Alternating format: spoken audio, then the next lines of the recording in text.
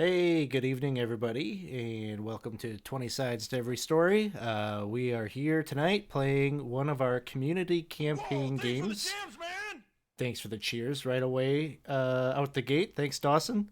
Um, so we are playing tonight. We're playing Temple of Elemental Evil, which is the sixth original Adventures Reincarnated. And I saw Galaxian had asked when does it come out, and it is set to launch in August. They're taking pre-orders now, so you can go and check that out if it seems like something. It's going to be two volumes, two big books, so it's going to be the first time that they've done that. So it should be pretty neat. It's a full reprinting of the original module with the fifth edition conversion. Basically, is the tail end of the first book, and then the entirety of the second book is all the conversion. They've got quite a few, probably more so. They always do these like essays with people that either were creators at the time or artists, or sometimes some of the more contemporary DCC Goodman Games authors will provide some fun little essays about their experience when they were kids playing this stuff. So it should be good times. It should be a lot of fun. So if you're enjoying what you're seeing and it looks like it might be fun to run at your table, definitely go to the Goodman Games website and check it out. We're extremely thankful we get the opportunity to play it for you all a bit early here. And we're doing this not just as a way for you to watch us play it, but you could also come and join us in a game yourself. We run these. Typically, my goal is to run one a week. I've got some vacation that has happened this past week and this week, so it's throwing off the schedule a little bit. But basically, we try to run about four of these a month. I always let our Patreon people get the first priority for the signups when I put them out. But then basically anybody that hasn't had a chance to play, um, or people that, well, if they want to come around for seconds and we've got space, we'll take you. So if you want to come and get in on a game, probably the best place to just keep an eye on would be our Discord server. Whenever I just posted two new signups today, so if you join the Discord server, you'll see there's a bunch of channels devoted to Temple of Elemental Evil, and one of them has the sign up. So I think I just put one up for a Monday game on, I want to say it was July 5th, and another on a Friday game that'll be on July 16th. So if either of those are dates that you out there watching can play, definitely join our Discord server and go and sign up and express interest. Yeah, so we'll jump right into the game here. Today's adventure is going to begin on the 20th day of the month of Patchwall, Common Year 591. It is autumn. We're in the midst of the harvest in the village of Hamlet. The village of Hamlet, though, is currently in a state of anxiety over a report that the village was to be attacked by gnolls. This was something that a previous adventuring party had kind of did some reconnaissance and had found the location of the Knoll ring fort. Um, Follow up investigations by Byrne and the Badgers found that the Knolls have all left. They've only found one kind of crazed uh, Knoll left, who in his with his dying breath had indicated that his pack had turned their allegiance away from their god Yin Nagahu and towards something known as the Great Eye. So time has passed since then. No attack has come as of yet. Whoa, thanks for the jams, man! And based on the suggestion that the Knolls maybe are under the influence, or at least in league with something, some other faction other than their own kind, Byrne, his most worshipful mage of Hamlet, is has grown concerned about what that threat may be.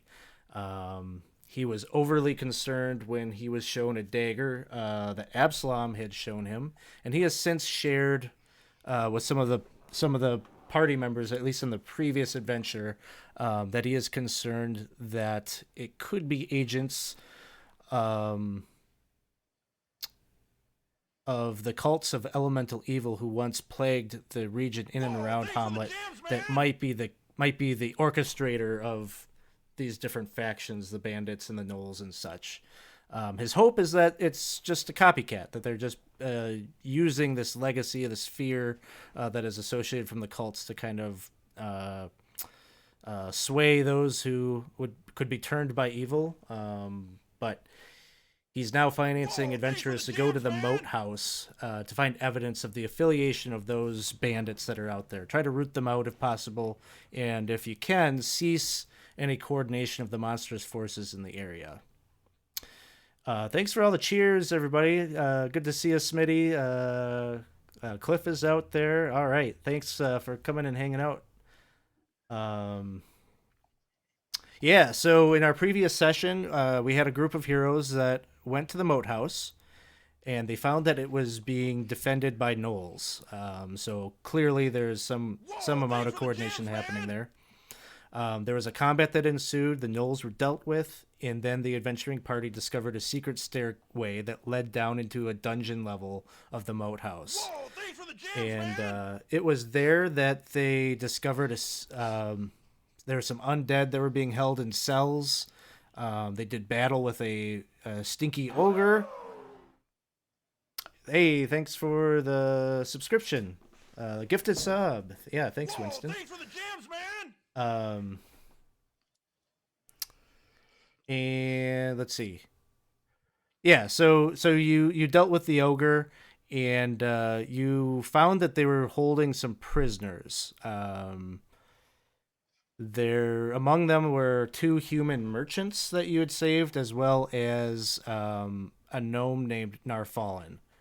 Narfallen was a Whoa, spy thanks for the for the gems, Free man! Assembly of the Cron Hills, an alliance of gnome villages that had grown concerned about the rising incidents of banditry and kidnappings in and around the area.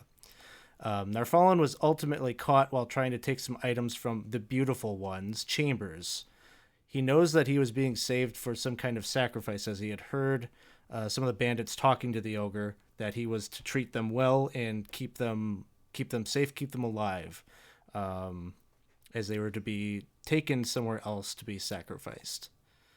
He doesn't really know much more about the details of what that is or where it's to be taken, Whoa, but thanks for the gems, he's man! also been able to share that the one that you've all heard about that is called the Beautiful One is named Lareth, and he's a half drow, and he is apparently the one that is in charge of the whole operation there at the Moat House. Whoa, thanks for the gems, man! And there are so many cheers happening. Thanks, everybody. We're well underway. The hype train has left the station. That's awesome. Thanks for the support. Um, the previous adventuring party, not wanting to give an inch to the forces of Lareth, decided to fortify their position and hold it for the next group of adventurers to be able to progress forward on the same task. Humboldt has since returned to Hamlet and convinced Byrne to finance a second group to go and provide some relief for those that are still at the Moat House. The party there has it's not they haven't just been sitting there resting. They would have definitely come under siege by a second force of gnolls, and so they're in need of some help, some relief, so that they can come back and get some rest. But the party here is going to be that group, that second group that's going to head out in that direction. And our adventure is going to begin in the morning at the Stumbling Ogre.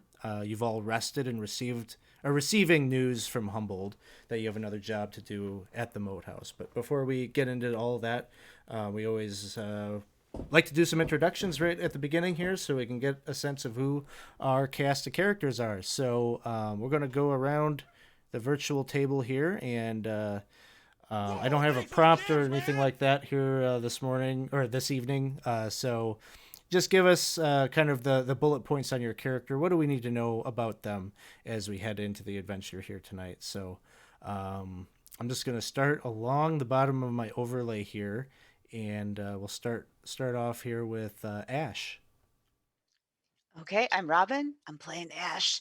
Ash is a dragonborn fighter. She uh she recently had a career change after finding that the management of her previous employment was not quite what she thought it would be. The lifelong contract might have extended into the afterlife. She's not quite sure, but she's starting again, entry level, trying to work her way up, find an employer that's you know not like demanding blood sacrifice and things like that. So I think that's all you need to know. I definitely forgot that that was your backstory. That's awesome. Next up, we have Humbled. Um, Hi, I'm Casey. I'm playing Humboldt. Humboldt is a human matchmaker. He is a barbarian. He has a cart and a donkey. His donkey is named Oti, and well, it's been a bit of an adventure. And he's recently come back from the Moat house. I remembered what my accent is supposed to be. Uh, he's recently come back from the Moat house with a tail, needs some help, as well as a great wonkin' Iron Maiden. And despite the fact that he's walked this damn thing from shop to shop, no one's had the good sense to buy it from him.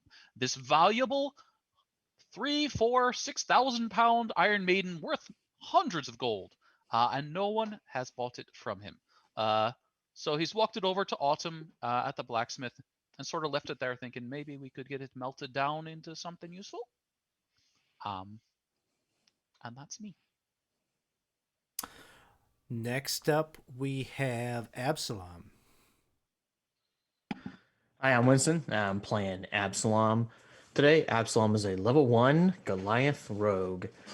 And Absalom, he fancies that he is pretty much the hero of Hamlet, after all. He took out the owlbear single handedly, saving all of his compatriots. And also, he is a pretty generous man. He's helping Spugnoir get introduced to Byrne, and is just generally a good guy, and he's just trying to figure out what all he needs to do to make some money, and that's Absalom. All right. And next up, in Absalom's shadow, I suppose, if you're going after him, is Shealk. Yes, I'm David. I'm playing Shay Ulk, or Shay for short. She's a half orc fighter and fancies herself a champion to the people, somewhat anti establishment when their methods seem tyrannical, um, and certainly wants to root out any bandits and the beautiful one, which is a nearby threat. Of all these adventurers tonight, the only one she has spent any time with, any significant time with, is Absalom, who she doesn't trust farther than she can smell. So, And last but not least, we have Charnika. I am Lindsay, and I'm playing Chinika, but everyone calls me Cherry. She is a tiny tiefling barbarian.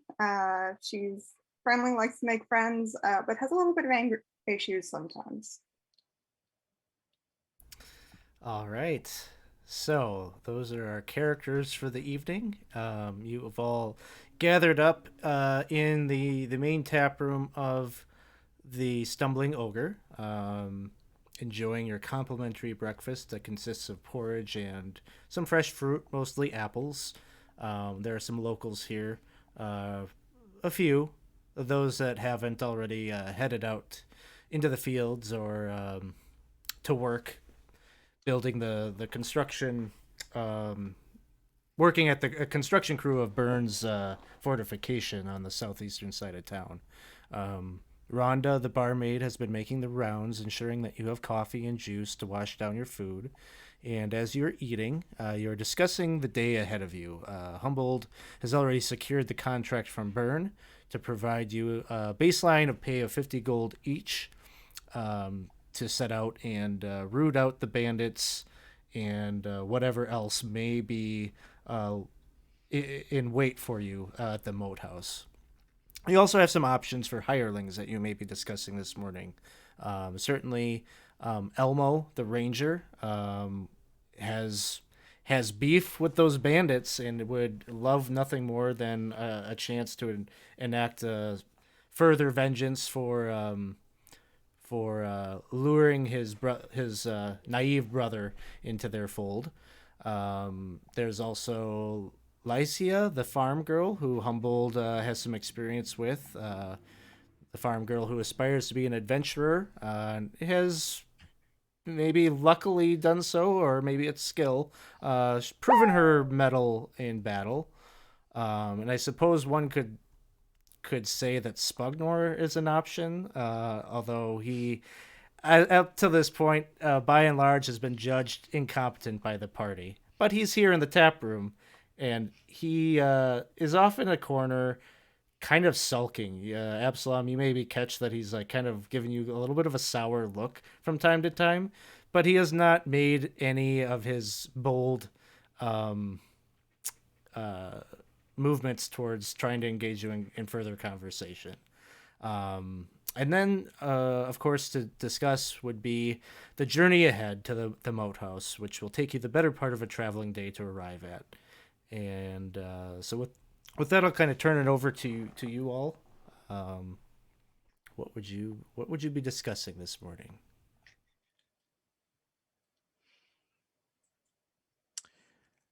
I think Well, at I this point, Shay would be kind of keeping an eye on who's all around in the tap room.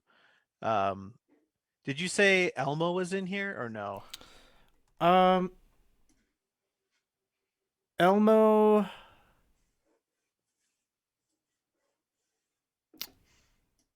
We'll say, yeah, for convenience sake, we'll say he is here this morning, having just arrived in the tavern. Kind of waves over to you all before heading to a table off to himself and orders some food. I think seeing him, Shay would ask the group whether they want to include him, especially given that they have a lot of brawn, but maybe not a lot of defense or restorative assets in their group. Have you Well, guys I would say the more the met merrier. him? Yeah. I see. Elmo is a very, very tough customer, right, my friend? And I'll pat Elmo in the back. He He's a good guy. He fights, with passion, and that's a good thing. And seems anti-cultist, which is another good thing. and more importantly, he owes us his life after all. Right, Elmo? And just hit him in the back again. Oh, I owe you, you say? Well, that's right, Elmo. I mean, you were almost dead, but if it weren't for us interceding, we jumped in front and fought off the bandits, right? Well, I took a few good lickings in that fight. I'll give you that, Absalom. Absalon, warriors of honor don't typically keep a tally on who saves whose life, which number of times. That's kind of bad form. I don't think I follow. Puts I the don't think you abacus do away. either. Can you use adjectives and names, proper names, please? Well, Elbow certainly be welcome along. Though that does help with the healing a bit. Have any of you knowledge of the arcane? I've been finding all sorts of stuff and been wondering if any of it's magical. Like this Iron Maiden, I'm certain there's some fearsome enchantment on it, but I can't get anyone to lay eyes on it and say, "Oh yes, it's got the sparkles or not." And my eyesight's not so good. All right, let me take a look. Oh yes, if you would. Elmo Maybe just from the backs away a bit. inside. Maybe it only actually. No, I wouldn't. I'm kidding. Get out. Don't. No, you're. Oh God, no, no. It's pointy. I mean, I also have spent some time with people that have used these kind of devices. Know a little bit about magic. I am proficient in Arcana. I have the Sage background. Oh I'm wow! a fighter, but spent some time with magic users. You could Oh make yeah. a Arcana check. All right.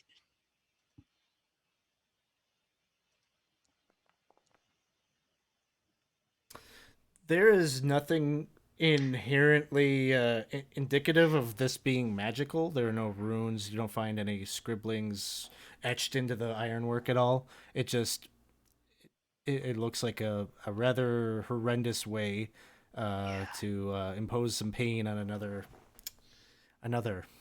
And any dry blood? Like, does it look used? I guess Humboldt, would you have cleaned this thing up at all? No, it's definitely been used. Oh gosh. Well, the good news is I don't see any like runes or anything, so I think it's going to only do your standard kind of damage, not any like bind your soul to hell forever kind of damage. Oh, So so it's Absalom. What's the word for it when it's all natural and hasn't yet been like done up?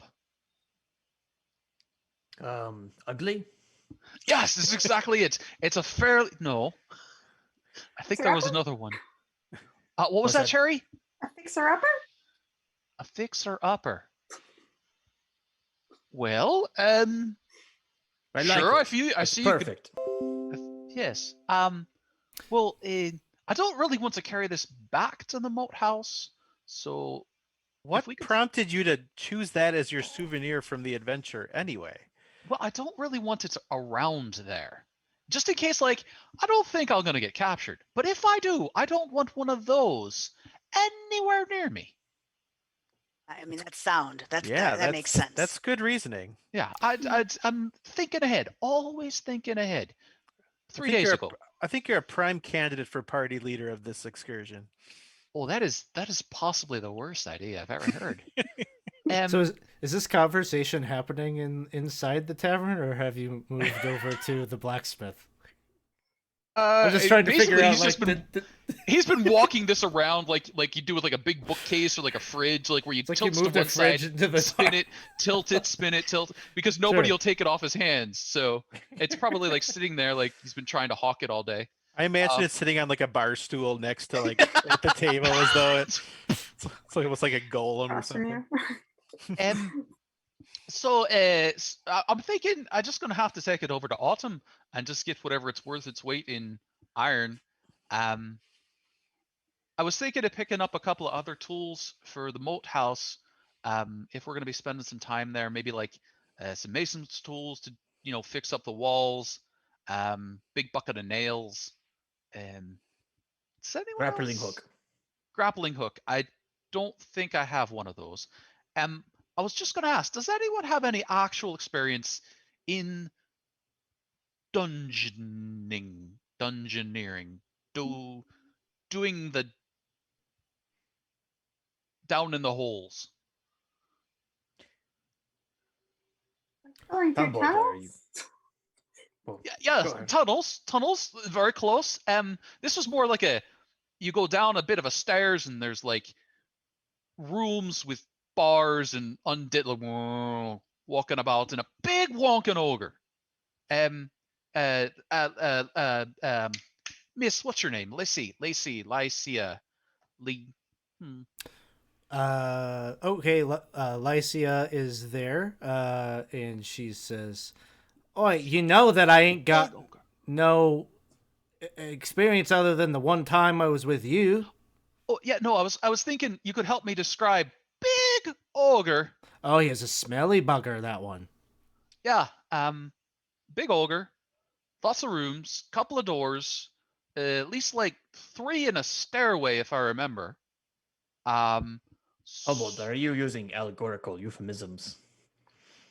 What is this language about ogres and tunnels and holes and Lycia, and I just don't not following you, my friend. You know, I think on the job training is an excellent tool for developing skills. So while, we all might not be as experienced in dungeon crawling, I think we're a pretty good group. hey, so definitely Elmo. Um, maybe Lycia, and What do you mean, maybe? um, Yeah, you can't say no now. You called her over to the table. That'd be mighty rude. We should have discussed this before bringing her over. Yeah. Yeah, let's not bring anybody else over yeah. until we've had a conversation. Maybe that's your first lesson as party Spugnor leader. is just over there. Again, not matchmaker. Is this your girlfriend? I Cart. don't know. What? I That's thought my they said donkey. no, not the donkey, the girl. I mean, normally I'm not a fan of nepotism, but if you have a connection with Iron Maidens, agrarian maidens, thought they said you had experience with her. I was just trying to understand what happened. So See, Ash, I thought you were going. I picked up the exact same signs. no, you see, we were at the Moat House, and we just fought the gnolls, and then Lycia was out talking to my donkey because for some reason everybody's talking to the goddamn donkey. And then we fought some spiders, and then she bum rushed an ogre, and it was actually fairly impressive. My kind of gal. More the merrier. But not that weird guy in the robes who has a thing for burn. Like, don't even look. No, don't. No, what are you Don't walking even- towards it for? I mean, come on. Spugnor, they told you to leave. He's got the pointy hat and everything. I was thinking that okay. Absalom, you're engaging with Spugnor. I told him to leave. Yes. Oh wait, my friend. Leave? Why should I leave? This is the one place where I'm allowed. Can't go Well, into apparently Burns not Tower. anymore. Won't see me. Wait. What? Can't go with you. You won't take me. Well, we didn't say that. Spugnor, what are your talents? Are you able to fight? Are you able to cast spells?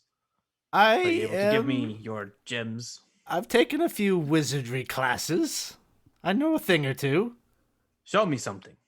Aha!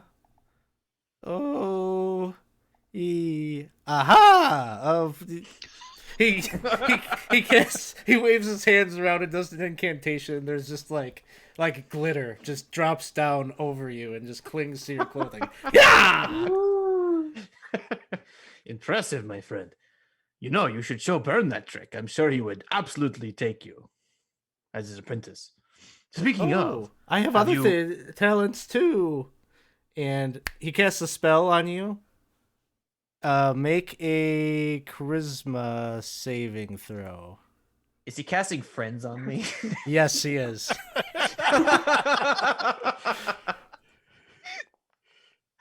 It does not work. Ha! Do I go hostile? How do you feel about Spugmore now? Spugnor, that was quite impressive. But remember, the secret test. Have you got the gold? Did you put it where we talked about? I don't have any gold. Then get out of here, you fool! We don't Sparkle. actually. Absalom, we don't actually have a mage at the Moat House. It's got a tower, had a fucking big spider in it. But he could have that tower, no roof. Do we want to just ask everyone? Like, the I was just barmaid. gonna and say, the- why we take half the town alone? Hey, old I man, kind would of you like like to that come to the idea. boathouse? The more the merrier, the less the gnolls. Yeah, but do you want to carry a bunch of corpses back to the town cemetery in your wagon instead of other treasures that you may find? These are not all warriors. Well, the Elmo, let's see ya. Yeah. There was a lot of sparkles. I can't make that many sparkles. He's like spamming this one spell that he knows over and over again. He's just- So no on the sparkles. Cherry, no. Big Nothing? Jerry. I really like the sparkles, See, but he looks a bit squishy. Go put That's him in fair. front. but But we then could, he we could, wants sparkles in the front. That might distract them. That's right. Look, I See, don't want Jerry another gets it. death on my conscience here, guys. I mean, this guy. Don't say that out Right. loud. He can hear us. well, maybe we invite him back next time then. So like he could be like the wizard of the Moat House. Oh, I see where we're going. Yeah, let's see, like we could have a wizard in the Moat house. But if he just stays in the cart, like we keep him in the cart while we do the work, and then he can. See, if you put people in the cart, then you can't put other stuff in the cart. And we got a whole lot of stuff that we really ought to get back to the Moat Yeah, house. we just saw him like waste a spell that didn't work on Absalom. I just don't know how useful he's going to be, but I'll defer to the group. My vote is no, but I think I think voting is a very fair way to make decisions as a group. Oh, okay. So I vote we bring the sparkly fella. I only know Elmo. I'm good with Elmo. He had my back. The other ones, I don't know. Oh, was that a no or a yes? I I just don't trust the sparkle guy. So no. So there was just a rumor that was redeemed by Cliff. It is rumored that he is secretly a great wizard.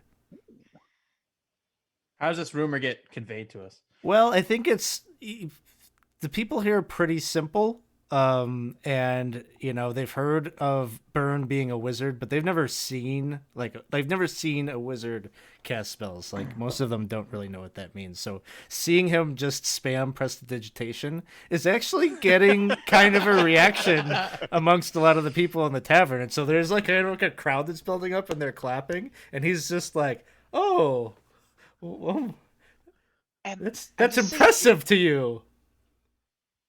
Yeah. He starts blowing out candles, opening up the door, closing the door. I think we should take him along. Actually, maybe he can do something. So that's 2 for yes, 1 for no, and Shay. Yeah, again, if the group is saying yes, I am okay. Just if he gets any glitter on me, there will be problems. I really don't know. I don't take a lot of votes, but I'm fairly certain you just cast yay or nay. There's a lot of weird addendums to yours. It's like we're in some sort of Congress where they're attaching riders to just. I was the first one who voted, and my vote was no. So no. Okay, so that's. But I thought you came back to me. I okay. Noir, you're hired. Yes! Spugnoir's in, baby! Democracy at its finest. This is awesome. Oh. All right. We can just kill him if he doesn't do any good job, so don't worry. No! I don't really But agree he with makes sparkles. You can see Lycia, it just looks like she's got kind of a sour look on her face, like you immediately wanted to discount me, but this guy is just voted in, no problem.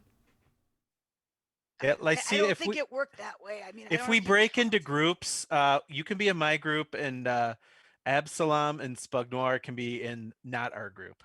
All right, buddy, we're Team A. Remember, Spugnoir, you have to get that money, so be smart about what you find. Byrne's counting on you. So now that we have a small army, should we depart? Get some children along. I mean, maybe strap them to the outside of your cart as extra armor. It's like the Crusades. They're fast. You can get in and out. I feel like you may have announced me being in a position of leadership, but then immediately it kind of turns and all the criticism. So I feel like you're just setting me up for the fall there.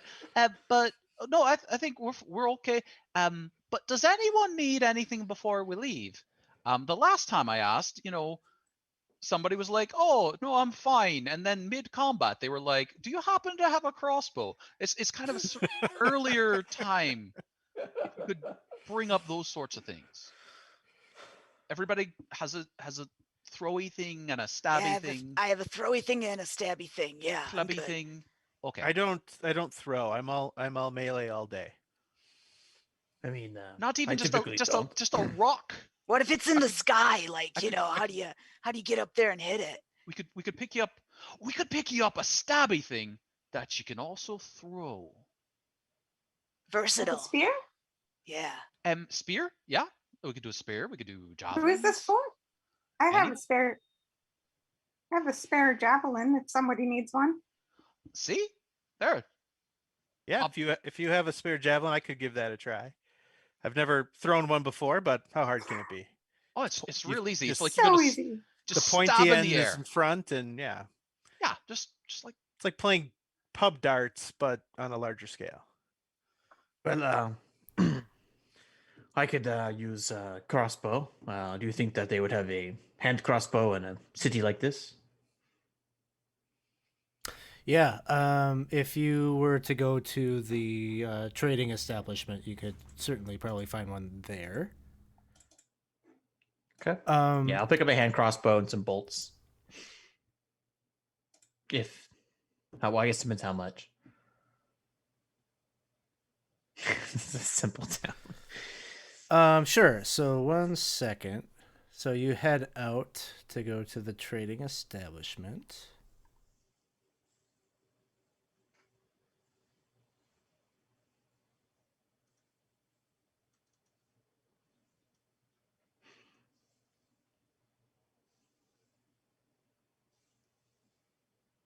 Oh, here it is.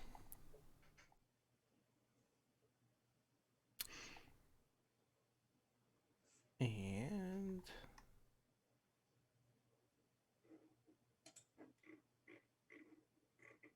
throw in your tokens. Can you see okay on this map? I know sometimes. Just all look I at Flag see of is my War. token so yeah, far. me too. And A it's just, little dark. circle around. A move, you can clear Yeah. the fog of war by moving around. Yeah, 1 second, I'll fix that. Like I'm playing Command and Conquer. This I think is there's nice. a wall here. I can't move any further. Maybe that fixed it. Yeah. Yeah, that Yep. fixed it. Yeah, I told you there was a wall. You're so smart. Like Let's see. I'll follow you anywhere, Absalom. You always know what's going on.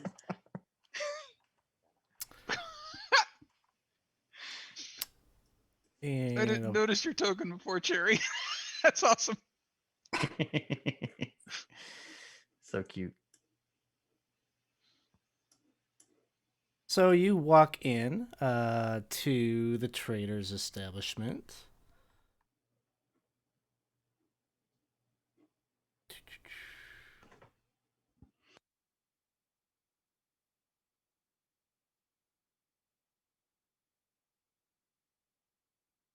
This is what Are you happens when you carrying got that all 5 by different yourself there? documents you got to reference to do everything. Just pivot it as it goes.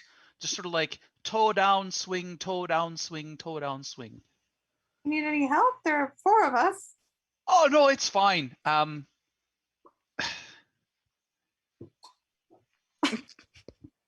mean, people do say that I have a powerful build, so I could help you.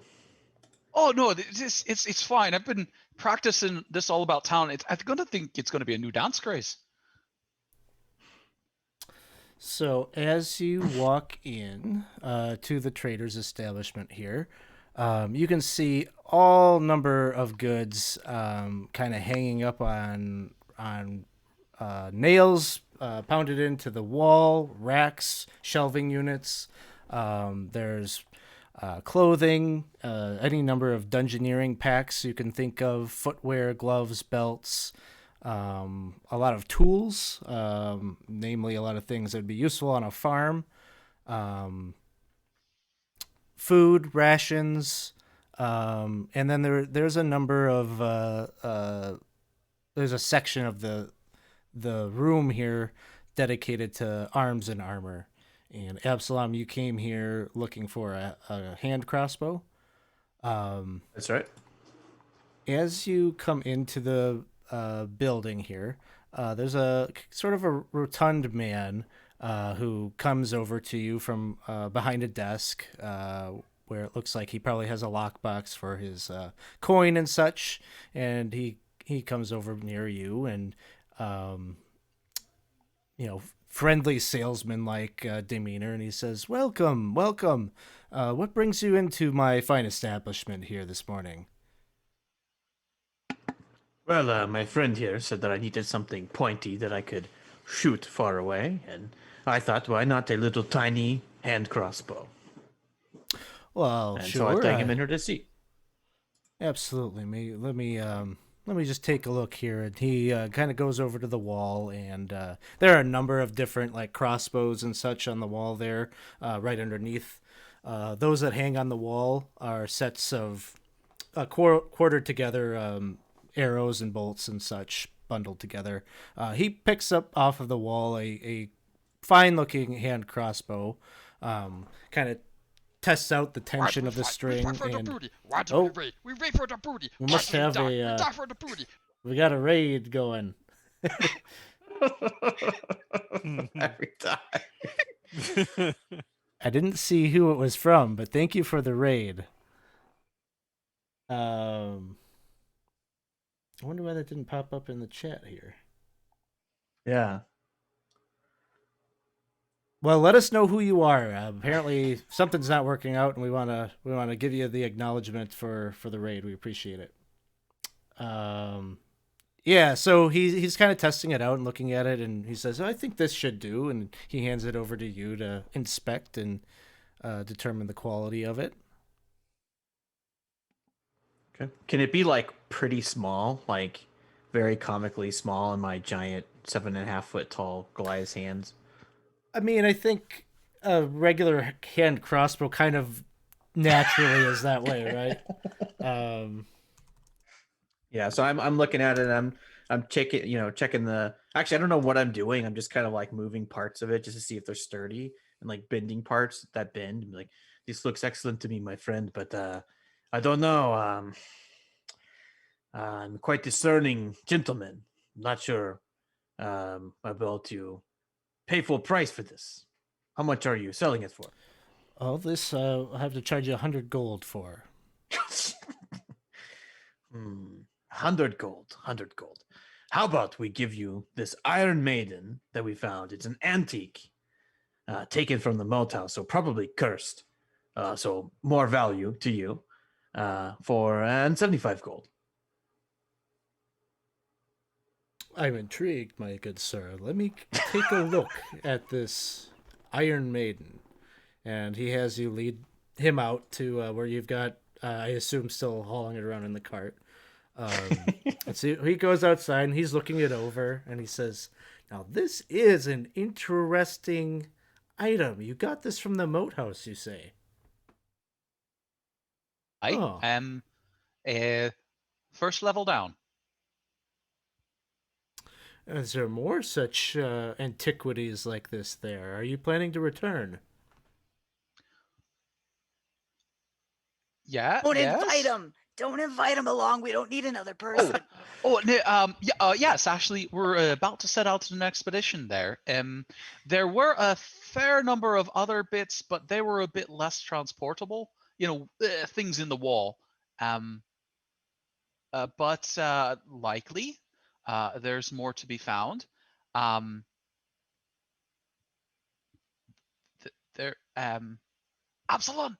help! What? Oh, yes. I forgot that Humboldt told me there's so many excellent goods down there. Just 1 second. Aside, quick aside. Oh, yes. What's the aside? Well, I actually I have 2 other things to sell. Is now a good time or a bad time? Oh, are you trying to get him to pay even less? I mean, charge us less? I think they're actually kind of valuable. And he like does like a this is obviously I'm showing you something under my coat, kind of thing. And he shows you an ivory box and he kind of tips the lid open and inside there's a little peridot rolling around. He's like, do we try and sell this now? Because this is worth a fair bit of coin, I think. Absolutely. This is a quite valuable thing here you have found, Humboldt. Here's what I think we do. If you don't mind, I'm gonna snatch the coin, the jewel out, and you could stop me. We'll snatch it No, out. he just like watches you do. He's like, And say, Eh. so here's the thing. You are quite a savvy merchant. And I'm going to hold the gem up. This was found in the Moat house. Now, this is something far beyond your means to purchase, I'm sure. But I'll tell you what, if you give us this hand crossbow for, I don't know, maybe, let's say, finder's fee, 25 gold, and we will bring back, I know he doesn't know what that means, but we'll bring back in more of these locations of these gems for you to go retrieve yourself. Or we can source them for you. You're just showing. I'm sorry, I didn't quite catch it. Are you showing him the box? I don't know. Absalom doesn't know what he's talking about either. He's just trying to run a scam. He's just saying Yeah. things. So he's showing the gem and he's gem. like indicating there's more of these where we're from, and he okay. doesn't know quite what the angle is to try to get him. Sure. Make a persuasion check. All right.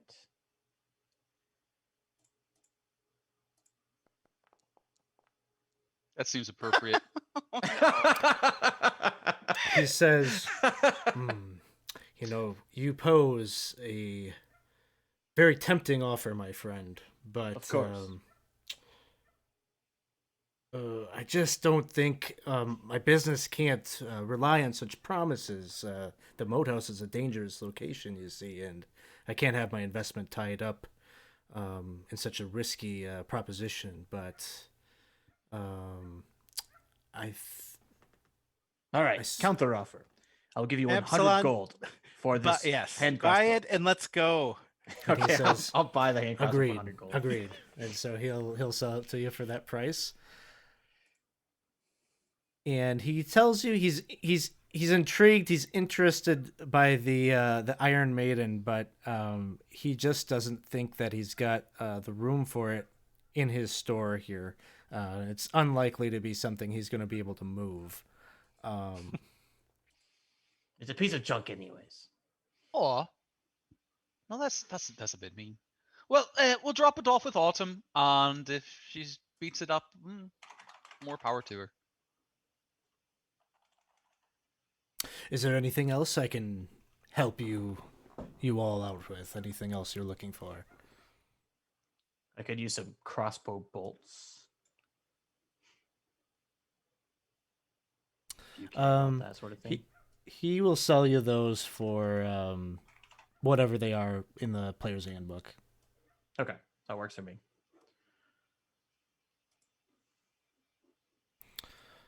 All right. Hearing no more business here, I imagine you make your way, drop by Autumn's to pick up Cherry's great axe that she had commissioned. And as you do that, you can see that Autumn is actually sitting in her workshop, which is just kind of an open air area, with her anvil, her forge, the bellows, everything. She's there with Otis, the brother of Elmo. It's the two of them engage in a little bit of idle conversation as you make your way over there. And Autumn has this axe in hand, Cherry, and she's beaming as you make your way over to her. She holds it up for you to inspect, a double-headed axe, which is inlaid with a thick band of gold, with swirling patterns just inside the axe head. The hilt is wrapped in reddish leather, and it looks like a custom piece of weaponry, and one that kind of surpasses the instructions that you gave her when you commissioned this piece. And she says, "Well, this is some favor you did for me, allowing me to work on this for you. This is quite a bit of respite from making horseshoes and nails and such. I can't take all the credit. My friend Marcus there worked on the handle and the leather grip, and should probably throw some amount of acknowledgement to my young apprentice here as well, as she gives a kind of head nod to Otis. My gosh, it's beautiful. Thank you so much. Well, anytime. And I'm sure once that axe is a bit seasoned and you can attest to its craftsmanship, maybe you'll be able to spread the word. I'd love to take on more of these kinds of commissions. Oh, absolutely. I am never recommending anybody else but you, Autumn. You're the best. And where are you all? You all look. You got that look on your faces. You're gearing up to go on another adventure. Where is it that you're headed to this time? We're headed up to the boathouse to fight Knowles, was it? Hopefully not. Maybe some frogs and teeny tiny spiders Probably an ogre. and a half drow. All right. But you got that awesome axe. I mean, Cherry, you're gonna be able to just slash them right in half, you know. Oh yeah, this bad boy's gonna get some use. Why don't you give it a swing? Let's see it in action. Show us what you got. Sure. Is there anything in the room that she could swing at rather than a human? There probably nothing too much that you'd probably want to swing around inside her workshop, but certainly out in kind of like the courtyard or the town square, there's like fencing and posts and some trees and such that are growing out in between the buildings. Thanks for the jams, man. Maybe firewood? You have firewood? Oh, yes, the tons of logs, right? Just right. I can see them. Don't hit any people. You mind, yet. Autumn? She says by all means, and she herself would have a stack of wood piled up somewhere outside that you could go and give it a test. And as you do, it cuts very clean. It seems that this is going to be quite a suitable weapon for you. And Autumn says, well, it looks like everything is in order, and I hope that blade might be an asset for you if you're going to go out to that wicked place, that Moat house. It used to be that all that anyone would ever say about it would share ghost stories and such, but now hearing what Otis has been through and what you all have been through, it's not a fantasy anymore, and it makes my skin crawl. I can feel there's something wicked upon the air. The weather is unseasonably warm. And have you felt those tremors at night? Yeah. What Something tremors? is. And at least Humboldt and Absalom, the two of you have experienced something of a quake when you were traveling to the capital. That's right. Yep. I thought you were just making that up. What? So you didn't get drunk and wick the daggers off into the woods? Well, we also did that. But there was also a tremor, like I told you, and everything fell in. Everything except the part that you drank and threw off in the woods. Now, if Of you were course. to like say how much of which, you know what? Never mind. Ghosts. Wait, And- did you just say ghosts? Ghosts and tremors. Ghosts cause tremors? She nods and she says, well, apparently you haven't seen any ghosts, but the tremors you've all experienced and We felt. fight for the booty. Why do we raid? We raid for the booty. Why do we die? We die for the booty. So Alex, Cliff had mentioned that he tried to redeem a wandering monster, and that may be what's triggering that, and not showing the wandering monster. Okay, so is it? Did you redeem a second one? Is that what you did? Oh I my believe that's what just God. happened. Well, they But I'm haven't not left seeing the town yet, announcements. so if you want a wandering encounter, We haven't Wandered right into the blacksmith. It's the darndest thing. just hold your horses. 2 wandering encounters. All There right. we go. Goodness. Suddenly, Autumn brandishes her own axe. Right? You The said tree ghosts? starts fighting back. Make me into firewood.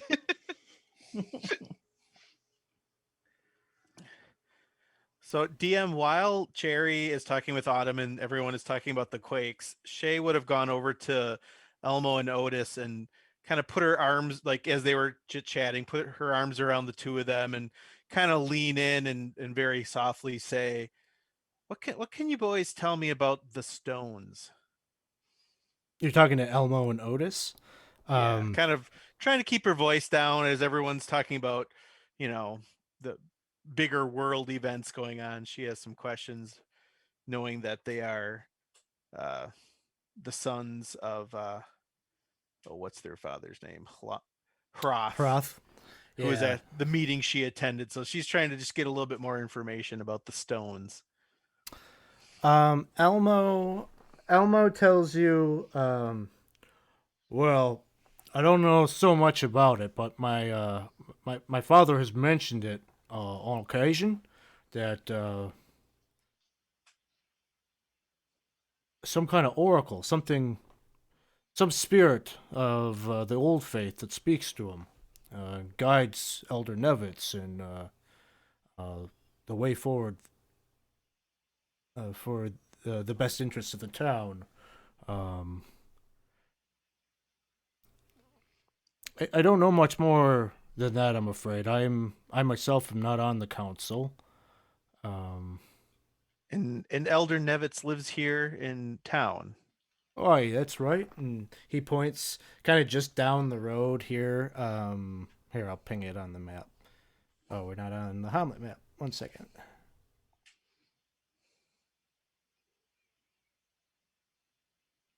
So he points it out as this very large, definitely like one of the largest houses in town. Big 2-storied house, all of it fenced in, with a rather large privacy fence, which seems to kind of protect a kind of an inner courtyard, where a number of buildings are all kind of grouped. Probably like a servant's house. Yeah. Sounds about right. Well, it's good catching up with you, Otis. Elmo, he's going to be coming along with me. I'll take good care of your brother today.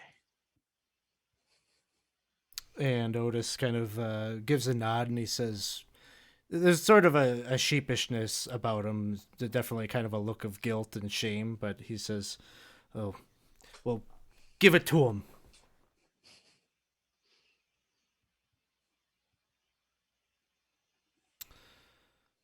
All right. Any other business that you wish to attend to in town here, before you head out into the wilds of wandering encounters that are? So, Is it too late to recruit just a few more villagers? We could just a few. I'm beginning to think that your matchmaking strategy is just getting as many people together as possible and letting nature take its course. I call it a mixer. Wait, I thought you were actually making matches. This whole time. What? Like to I'm start not kidding. fires. I'm not kidding at all. No, you see, the way it works is I meet people, and then I travel, and I meet other people. And Alex, you're loading. I'm not taking up actual time, am I? no, I got to do some rules here for Okay. wandering encounters. So here is our first one. And Is that it is good? a 3. Oh, we're all gonna die. It's average. Oh, geez. What else is happening here? Not host just redeemed by everyone a reroll. Yay! Hooray! We should have 2, Oh. unless Yes, so we got 10 the 5 10 rerolls from the first batch. 10 rerolls total. 10 rerolls. Oh wait, So- we get them from last. Oh, no, I no, see. we get an No, early one. yep. Yeah, I follow. Was it 10 total or is it 2 each? 10 total. I've got it up here on the overlay. Okay, now, that's how you so, run it. Yeah. So now we got them pooled, so you don't have to track them. Got it. Yes. So okay, roll the 3 on the wandering monsters table. Cool. Hopefully, it's another owlbear since Absalom's such a pro. All right. So let's flip over to the overland map here. You head out of town and make your way along the open road.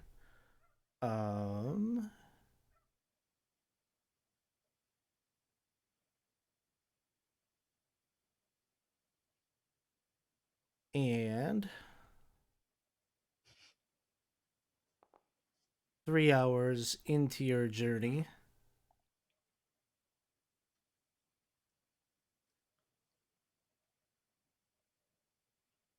and you're wandering on the road. Given what Autumn had said earlier about the temperature being a bit warmer, you're definitely like kind of experiencing that. It had been some weeks ago when you first came to Hamlet, kind of crisp, cool autumn air, but now it's like we're following Wisconsin weather rules, and it's drifting backwards into summer, apparently as we're moving forward in time, and so temperatures kind of getting up into like kind of 70 degrees, and it's not feeling like autumn so much anymore, and as you're moving forward, open road, you're in the distance. You can begin to see kind of the beginnings of the plains kind of transitioning into that marshland climate of wetland and willow trees and such that the road winds into. But as you're traveling, you feel a tremor, a quake. It is only momentary, maybe about 30 seconds or so, and you watch all around you as the earth is kind of cracking and fissuring. Nothing's quite so enormous as the one that Humboldt and Absalom, what you witnessed when the cart kind of almost fell was a really huge rift that had really just shifted the earth so much that it brought the gravity to haul the wagon down an incline. It's not quite that much, but there is some fissuring that you can see in the dry earth underneath your feet.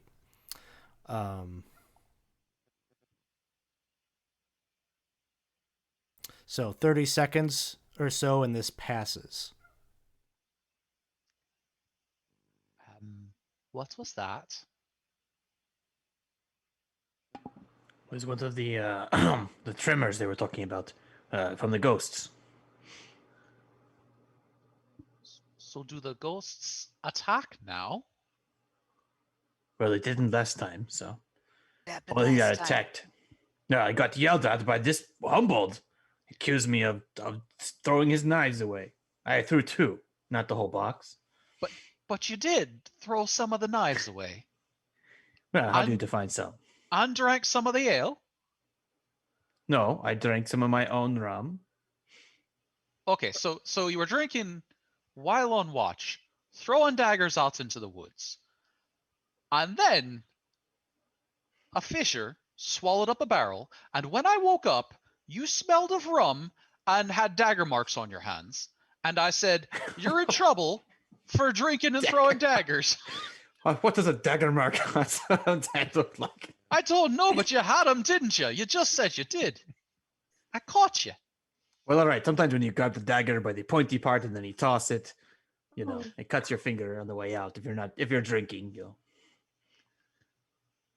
Um, I'm going to try to listen and see if I can identify the source of the tremors to see if it is a threat over the talking of these idiots that they just. Go ahead and make a perception check. Okay.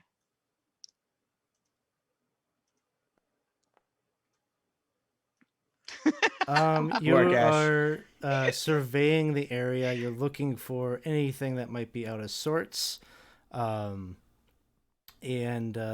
listening. You're just kind of feeling. You still feel maybe a little bit of the aftershock of that quake, but nothing that catches your eye when suddenly, out of the earth on either side of your group, these two mantis-looking rust-colored. We just were talking about the onkegs just prior. Oh my god. And so why not bring you all into that trauma of having to deal with these two things? And so I'm finding that the one drawback that I have with Foundry is I'm not as quick to get these random things going here. So I'm just trying to get all my tokens up. This is just going to have to be theater of the mind. And so that's Totally gonna fine. be how we have to handle it. Yeah, because we got Spugnor. He's my other guy. Okay. It's gonna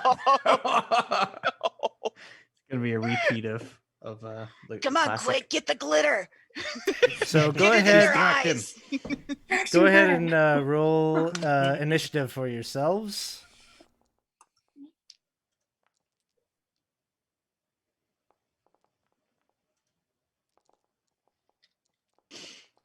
Somebody has fancy dice. Yeah. How do you make them fancy?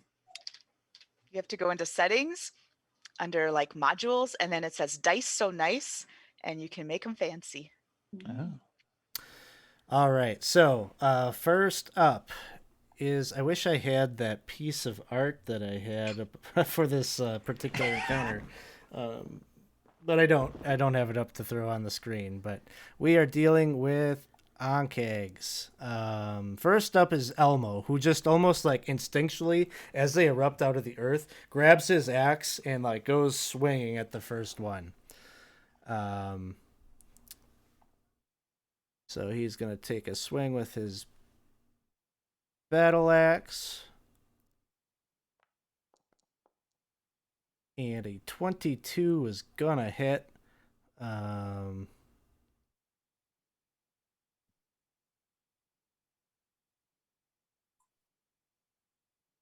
So he deals 7 points of damage to the first one here. And he takes a second swing with a dagger that he has equipped in his left hand. Swing with that is a 22.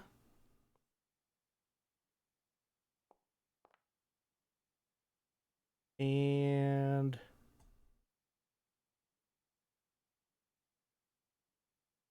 that should only be 7 damage, but there we go. He takes big chunk out of the first one.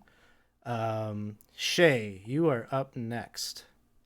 She will stride up beside Elmo, kind of give him an approving nod at his excellent attacks, and will take a swing with her great sword.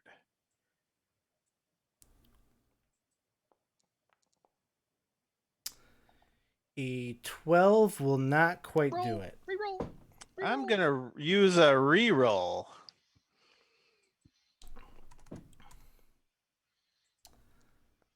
And on the reroll, no better do you fare. I'm gonna hang my head in shame, Oh, but be ready with my reaction to throw out a shield if need be. All right, Absalom, you are up next. I'm gonna slide her up right up behind or right next to Shay on the shield side. Be like, all right, this is how this works, right? I kill this thing for you, you keep me from dying, something like that, and I will attack with the short sword. That is not correctly go. There it is. Yep. Boop. Here comes the attack. 15. That'll hit. All right. So here's And the this regular is damage. the injured one. Yes. And it's 8 plus sneak attack, and that did not roll. No. Okay, hold on. I gotta figure out how to do that better. You know what? I'm just gonna what am I even doing? I just add it to the damage next time. So 6 points. Wow, 6. 14 points. All right. So this and then one bonus is action. Oh, go ahead. Go ahead. I'll say bonus action. I'm gonna twirl that little totally not cursed dagger with my offhand, and this will be an offhand attack. And it's gonna be a 16. 16 will hit. it's not cursed. And I'm gonna. We'll have to do the math on this to just. It should be +2 instead of plus. I'll figure out how to do this better. Should be Okay, 4 4. damage, not 6. All right. And this thing is just In its belly. oozing with green goo that is pouring out of its carapace as you slash into it. Still up. Humboldt, it is your turn. Why are you getting so close? Never mind. And he'll stay just a little bit further back and swing from reach with his glaive at the wounded one first. And if I hit that, and I hit that, and I hit that, and I'll re-roll that. Sounds good. There's a crit. Oh, That's That nice. is much the better. And then you got your choice. Regular crit rules, or you can roll the d20 to see crit effect. I think crit effect. I think Yeah. you got it, kind of. D20, you said there. Yeah, glaive is slashing. Glaive is slashing, and it's an 11 on the slashing thing. Okay, great hit. Roll your damage dice twice and add them together. It's the regular. Standard critical. Yep. Bump. 22. And this was the one that was already injured. This was the already injured one. That is a dead Ankeg. Nicely done. Oh, they're fair squishy. And then he'll just take his quarterstaff and poke backwards at the other one. Are they close enough that I can get it with the second attack? Or are they? Probably not. But can you move over there and do it? Like, are you? Sure. Is that a, Oh, yeah. ability? Yep. Yeah, you could do that then. Yeah. So Polearm Master, back end attack, pokey poke. Why aren't you rolling the dice? That'll I hit. hit. And 7. And 7 to the other one. So first damage up on that Ankeg 2, and Oh, then and sorry. And his griping at people was bonus action rage. I forget to Okay. say the word. sounds good. Cherry, it is your turn. 1 Ankeg left. All right. She's just gonna go and scramble, grab her great axe, and swing it at the one that has not, or the one that's left. All right. Does decent against wood. Let's see how it does against insectoid monstrosity. That'll hit.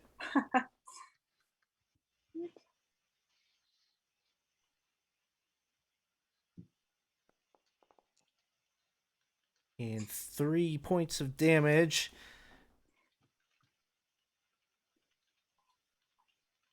All right. Ankeg is up next. And Ankeg is going to...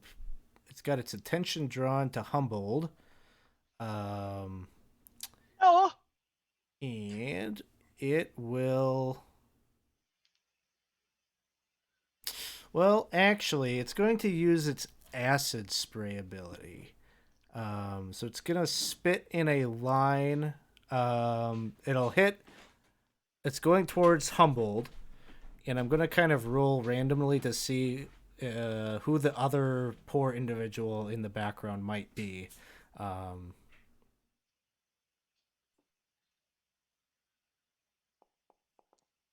And that is going to be Absalom. So the two of you, give me a dexterity saving throw. DC 13. All right. All right. That is. I would like to use a reroll. Sounds good. And oh. So you'll be taking full. I have advantage from danger sense. 21. Okay, you'll take half. I say danger. what do you say? Ah! Total is 13 points of acid Holy- damage. All right. I I don't will thi- I will resist that with Stone's Endurance. Okay. Oh my goodness. And And it is... just enough. So 4 points come off of it. Okay. So that would make it 9 points. Mm-hmm. Is that more than half your total Of course it is. I couldn't remember if you were one of the leveled up ones. But I have one hit point left. So, Oh, DC 13 Constitution saving throw from you. All right. Saving throw? Yep. Well. Maybe reroll. Maybe reroll. All right, let's reroll. One time. Well, I guess it's only can do one time. Oh. Okay, you're good. Oh, phew. Much better. And I think Humboldt is fine on any of that funny business. Yeah. All right. Humboldt, you should have warned me. I will go. I thought you liked dropping acid. Don't worry. Spugnar is here to save the day. And he waves his hands around, and he's going to attempt to cast a sleep spell.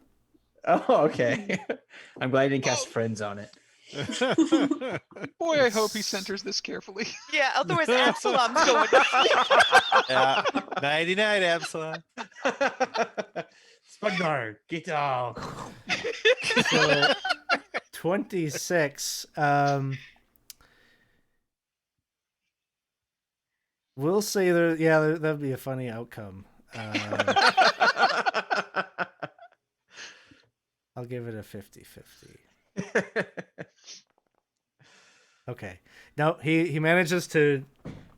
He's got, he doesn't have a lot of spells. He doesn't have a lot of useful spells, but this is the one that he's pretty well practiced on. So he manages to drop that sleep spell right on top of the Ankeg, and it's been beaten up enough that I think this is going to take hold.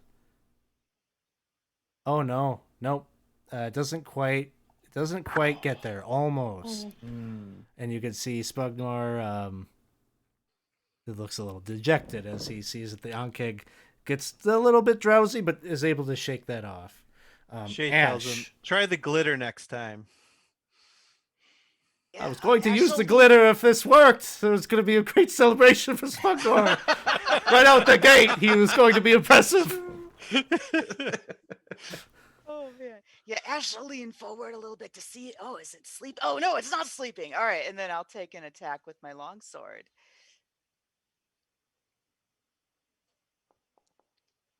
Oh, God. I thought it was sleeping. You want me to re-roll? I'll use a re-roll. I want to it. see. Okay. There, turn that's that better. potential fumble into a hit. Yeah. Oops, that's attack again. I'm sorry. I'm trying to get to the right spot where it says damage there. So 7 slashing. All right. And I'm going to position myself kind of where I am by Humboldt and who else do I think? Well, definitely by Humboldt to try to protect him if something goes for him. Sounds good. Lycia's turn. She's got spear in hand and she's not afraid to use it. She runs up, kind of gets into almost like a flanking position behind the thing, trying to stay out of its field of vision. She takes the stab and hits, dealing 7 points of damage. Satisfied with herself as that takes hold. Confidence growing for the young upstart here. Turns to Elmo. He's going to move from his position where he's still pulling his axe out of the body of the previous one. Runs across the battlefield. Takes a swing. Battle axe in hand. That one will miss, but he follows it up with his dagger. And that will hit. Dealing total of 4 damage. All right. Next up is Shay.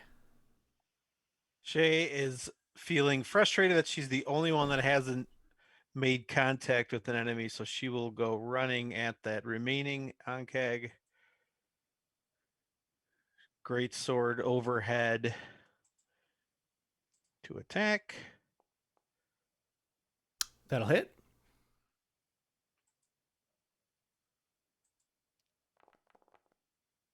And 8 points. It's still up. All right, then she will kind of look at Absalom and just shake her head, seeing what sad shape he is in, and just kind of hold her shield up a little in front of him. Could have done that earlier. I don't think I could have. I don't think No, an I know you acid couldn't. spray. There was no like disadvantage to impose. Oh no, yeah, you definitely couldn't. Absalom will still be angry. Yeah, so I'll come running at this Onkek. You try to puke on me, you stinking ugly bug, and I'll jump and try to slash it with the curved short sword. Boop. So the first swing is miss. How bad? And I'm gonna. That's fine. I'm gonna go ahead and I'll swing at it wildly and then twirl the fancy dagger that's not cursed and take a stab at it. Reverse ice pick grip. And it's a crit. All right. So, table or normal? Oh, you know what? Ignore that. I want to do the table, but Okay. let me do the damage. Uh, So there's the regular damage is 6. okay. Let's see. Do the D20. Okay. It's just RD slash R D20. I think so. Yeah. 12? Okay. 12. 12 I think is going to be yeah, twice as many damage dice. And then it gains a minor injury, but it's going to be dead probably. So Okay. All right. I'll just roll the I'll roll another damage dice. Boop, boop.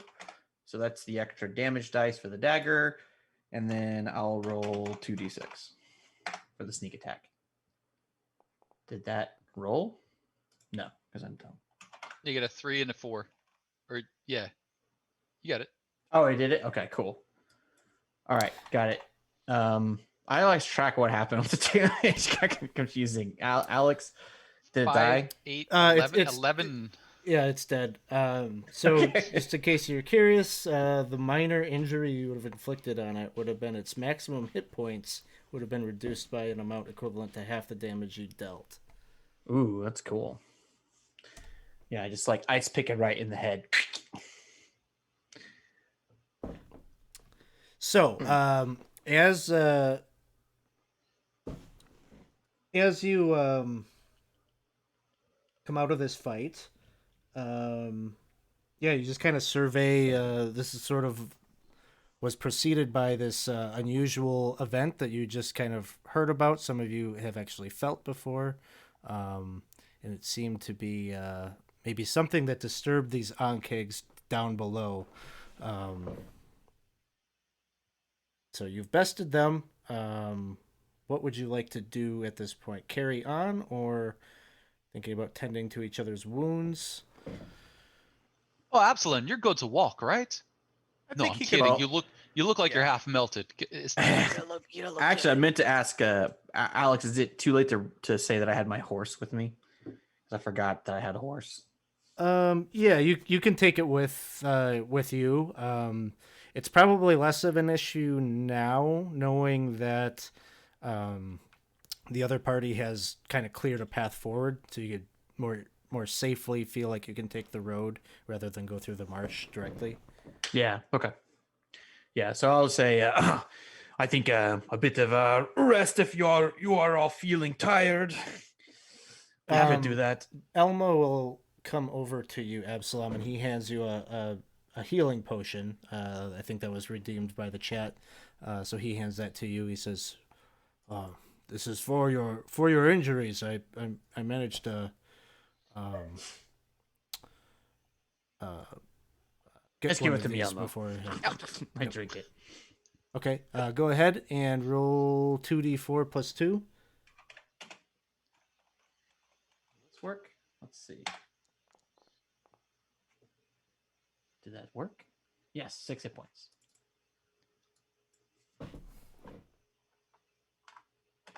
All right, cool. Thank you, Elmo. You are very brave. So, does anybody know if these ground llamas have like treasure? I mean, they have those kind of, I don't know, you might be able to use that for something. The bitey parts. I mean, I guess they have acid. Yeah, that's a good point, Sherry. I'd chop it open. Maybe there's like hamburgies inside or something.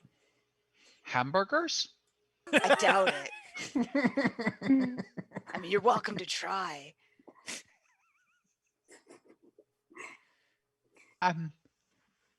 So is that a no that we don't know if these things have treasure, or is that a we should give you a moment to dig? I could use an hour of napping myself. I don't know, Cherry, you want to try that axe on these creatures, see if there's anything inside? I mean, I would, but I just don't want it to spray all over me. That's a good point. Does I anyone mean, have- I'll use my shield. I'll block it, like, try to block it from spraying at you. Okay.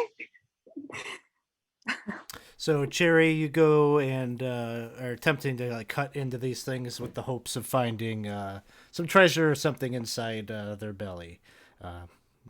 You've probably heard stories of adventurers boasting that they cut some strange thing open, and sometimes they do find something like this, but not today. These things don't have any treasure in them. You just make a big mess. Intestines for you. Seems like you've been able to avoid that acid gland or whatever it used to spit out that acidic goo from its mouth. So no harm there. We learned something new today, Cherry. Good anatomy lesson, right? No hamburgers inside of giant insects. Nope. Well, you didn't try. I Take a did. I bite. cut it open. There's no hamburgers. That's true. You can make one. We got an hour to Buns. kill. That's no buns. So you're gonna take a short rest here? Is that what you're doing on the road? Do we need to rest?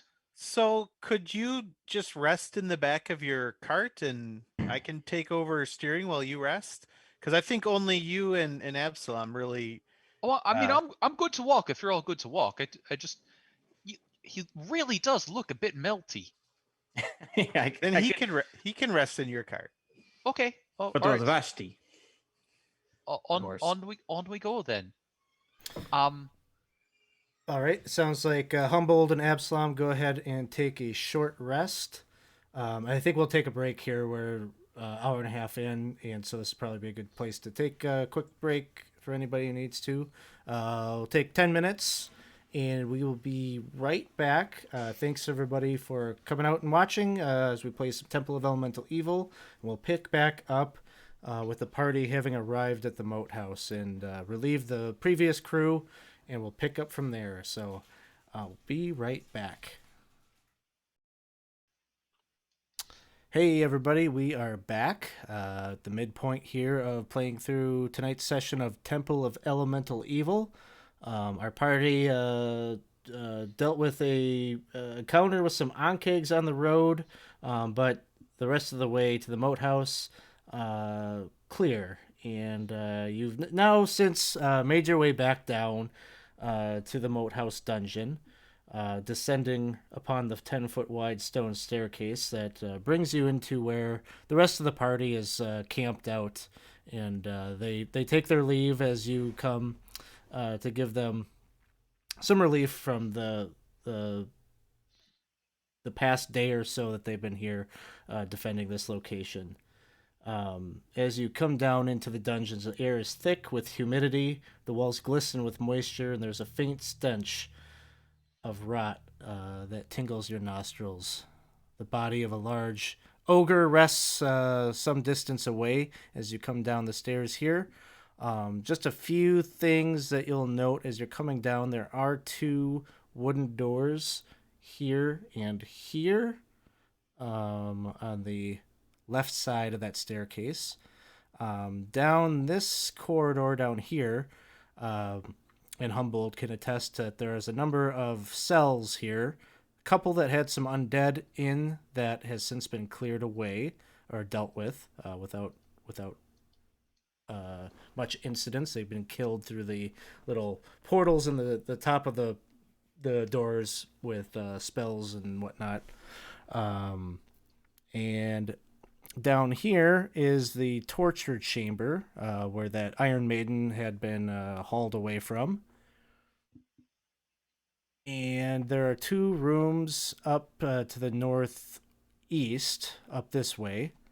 Well, actually 3. And that is where the ogre seems to have laired, as well as there's a place in there where a couple of cages held some prisoners that have since been liberated. As far as the previous party, they haven't necessarily been like doing a lot of investigating on whatnot, but there aren't any obvious like doorways other than those that I've just pointed out. So you probably have a good sense there is more to this dungeon complex. It's just a matter of where are the inlets. Got it. I'm going to tap Spugnor on the arm and say, Spugnor, come with me for a moment. We'll scout down this hallway. Just the 2 of us will be right back. Okay. He comes with you. I'm kind of looking for traps as we go, looking for anything suspicious. And then once we get out of earshot, I'm going to whisper, Spugnor, get out of here, shake.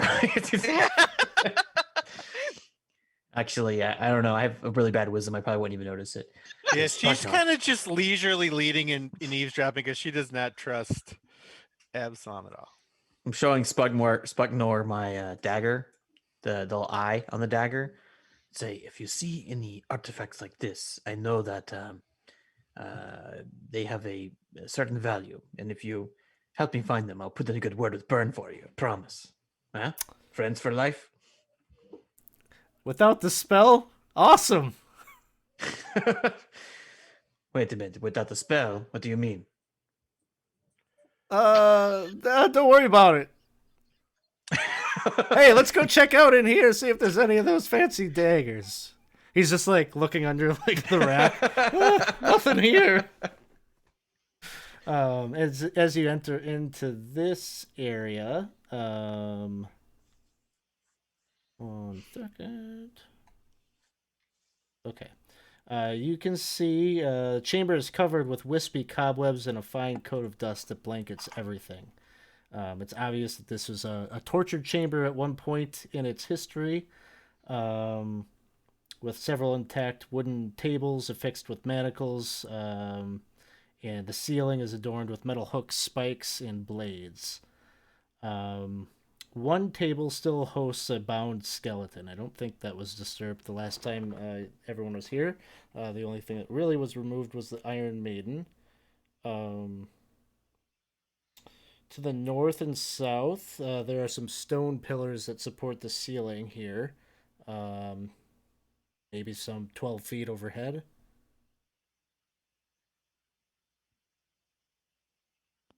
There's no like little baubles or anything of interest. Make a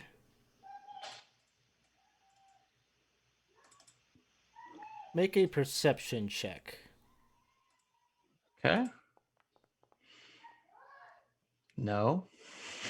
Everything that's in here just looks gruesome, rusted, or caked on with crimson with blood from long, long ago. Unpleasant. This reminds me of sometimes I've been caught and brought into jails. Bad mojo. Let's get out of here.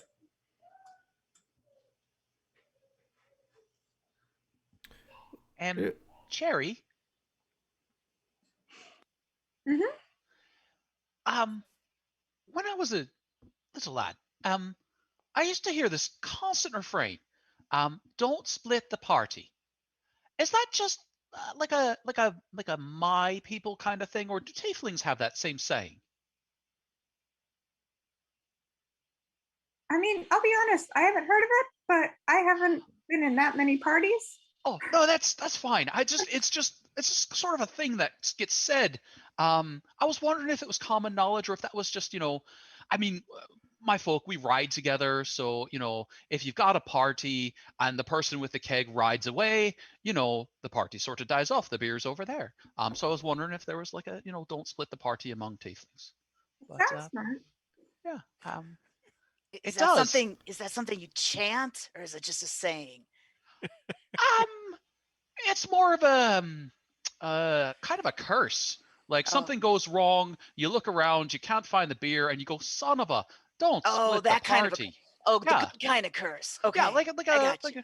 yeah, like that sort of thing. All I was right. it just came to mind. Yeah, it's not. It seems like good strategy to not split the party. I get it. Yeah, I was just wondering because where Where'd are the they other going? people go? Yeah. Yeah, that's a bit what I was thinking. Shay, you were in the torture chamber as well.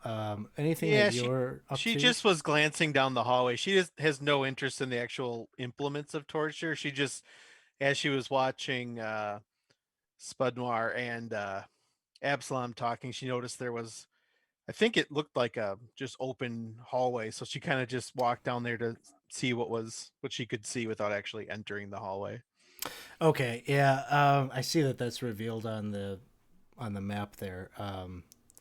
Really, that's my bad. I didn't map this quite right. So that looks to you like a wall.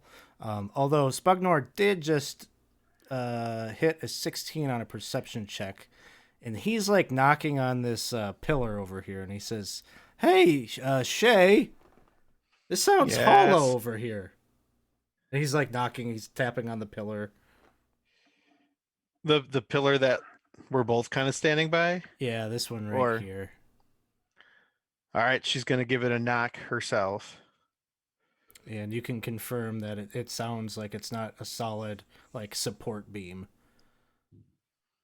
She tries to push it, turn it, see if there's any motion. Make a investigation check.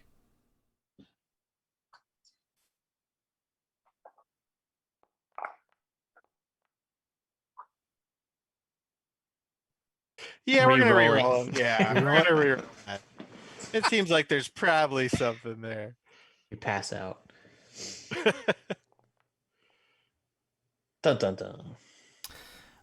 While you're feeling around, and it feels like this pillar, like there should be like there's got to be a way in there. You're just not able to find what the trigger might be, or maybe it's not even on the pillar itself.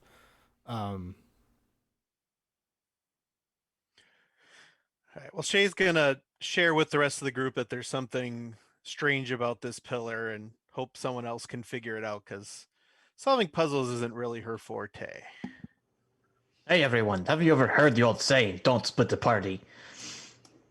Well, I we're guess we just should go down there by them. Come on, let's just go with them. Fair. Yeah, I didn't want to deal with a rotting ogre anyway. They swore they were going to Somebody take care of should have that. gotten. Yeah, that's not good for hygiene. We'll get it on the way out. It's not going to get any worse. I think it will, though. I mean, No, it actually smelled worse before we killed it. yeah, if you say so. Ragnar, the wise and powerful, has found a secret. This pillar is not as heavy as you might suspect. He beams. So lift the pillar? All right. I'm going to bear hug it and try to lift the pillar straight up.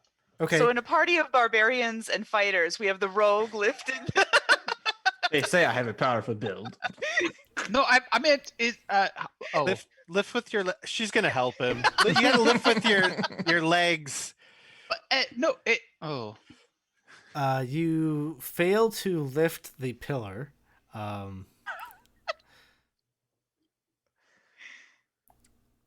was more meaning how would a pillar be lighter than it looks? You I mean, can't it's like you color? can't Like, lift it's holding up the ceiling.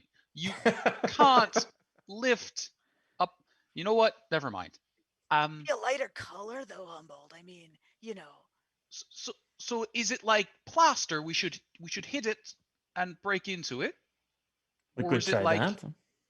no talking? Okay, but it is a Talking. pillar. Why does everyone do the things when I no talking? We are talking. Smash it. Whatever's above it might fall down. You know. No. Oh, wait. What did Cherry say? Cherry, where are you? Where's that ox? I can go smash it. Is that the plan? What? No, talking. No, you know what? I'm out. You go ahead and ask it a question.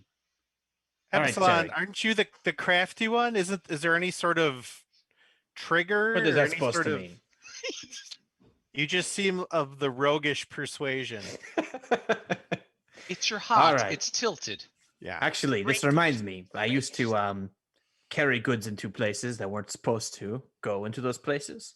That was sort of my business, and there were all sorts of secret passageways Yeah. and buttons. and Smuggling. things like Yep. that. hmm Smuggling, and well, you could say that, but so sometimes there'd be a button. Sometimes you could like put like a candle on the wall, or a candle holder, or a torch. So there might be some sort of button around this thing. It probably has a rope inside that is like hooked to a door. So we could just smash it, but maybe I'm just gonna look around to see if there's any buttons or any like loose parts of the pillar that you can like depress. To try Make to show, like, make a perception check. good. As we all stand here, I think maybe we should have helped. I like watching him do it. Yeah, I don't want to go anywhere in there if that column's gonna fall. So Absalom, as you move around the pillar and you're giving it the up and down, looking around at it, you can clearly see like a seam where some of the cobble, there is like a door here that should open, but nothing that looks to you like a button to depress.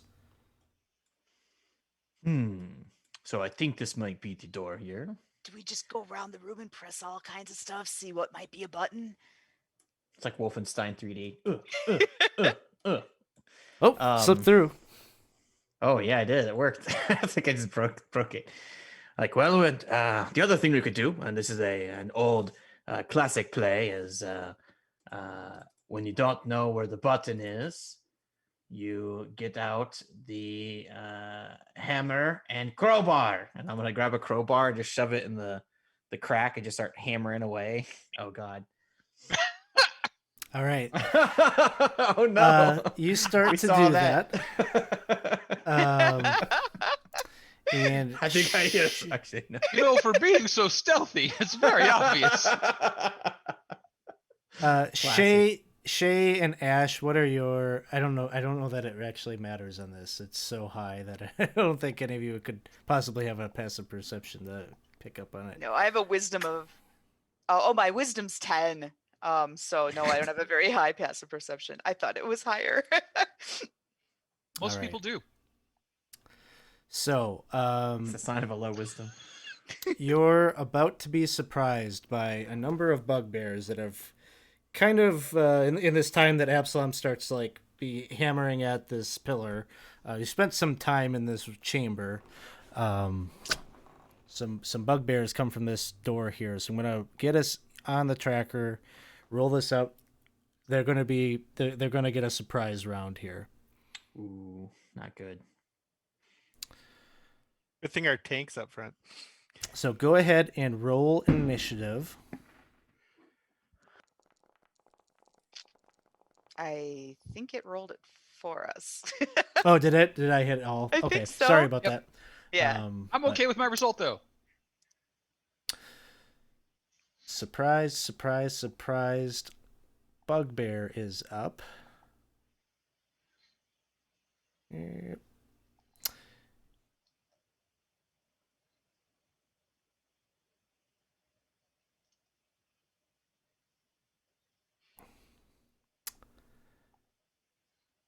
Absalom, looks like you're doing well. I'm very surprised. He's got a I jab. few never more get hits. surprised. I mean, He's nothing got- sneaks up on me. I've got the reflexes of a cat, and the awareness of something that has high awareness. A Dragonborn.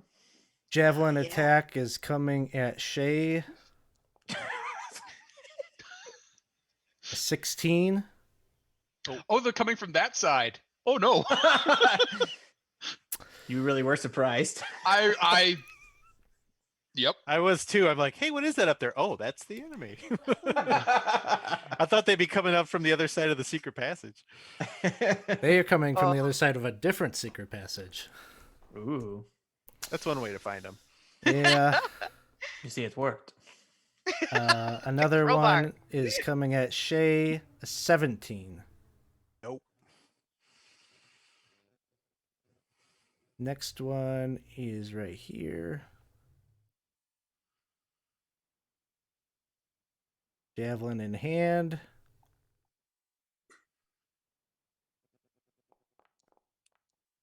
A 19. That hits.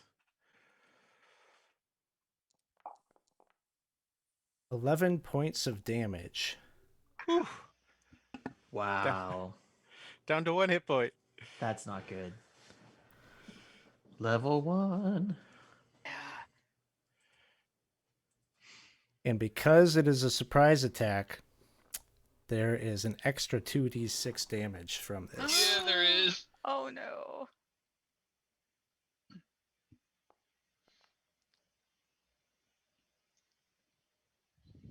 Didn't roll quite right. So there's an extra 6 points on that. All right. Well, that will put me at -5. So I will have my endurance kick in here. Relentless Sweet. endurance. Who needs a healer? Hold on. I mean, healers are nice. God knows some healing spells, I'm sure. Shay. Shay needs a healer. And then Did I Shay, get it right? Shay, Do I when you win get the a points? chance, give me a DC 13 Constitution saving throw. All Oh right. my god. Constitution saving throw.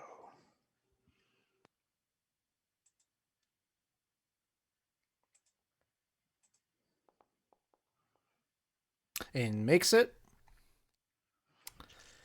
And still on your feet from or wait, you have the thing where you have to roll it and minus it from the damage, right? That's what I have. I think. Oh, go ahead. Or Yeah. half orcs, it's just you're back at 1. Right. yeah. I was gonna put it in the chat, but I'm having trouble. No, finding- that's all right. Just set your HP to the 1. Yep. Done. 5, 10, 15, 20. This one gets out in front, sees you still standing, is going to chuck a javelin. Oh, Birdie. He's all worried they're doing fireworks outside. Come here, buddy. Aw. Okay. I thought you were talking about Spugnar. No, he doesn't like it either. Yes. Oh, no. Fumble. It's a nat 1. Fumble. Fail, And- you bugbear, fail. Overconfident. While everyone wanted to give me Wandering Monsters, I have no rerolls. So here we Yes. go. No extra effect. All right. Elmo, surprised. Bugbear. 5, 10, 15, 20. Is going to try to throw a javelin at you. You're going to get some cover from this. He's got one of his allies in the way. So +2 to your AC.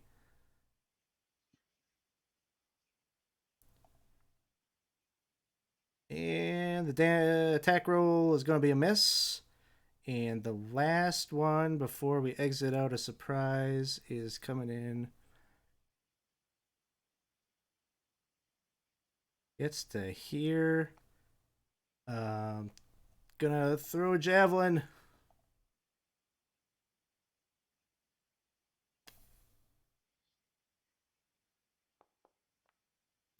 And misses.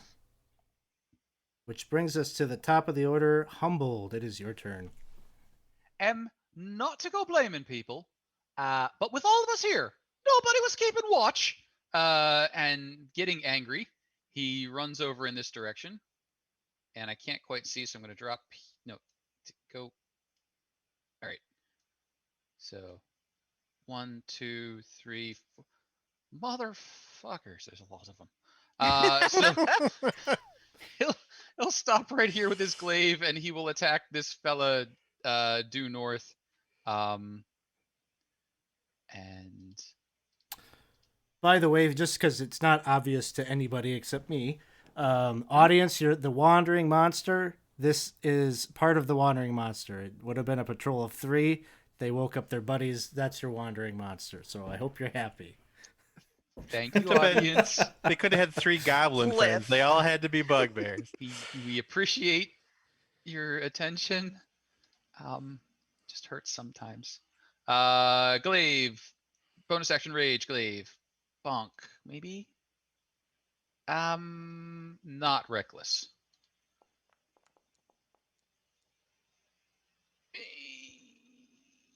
Yeah, burn a reroll. Good Yeah. one. Is Yeah. that the crit?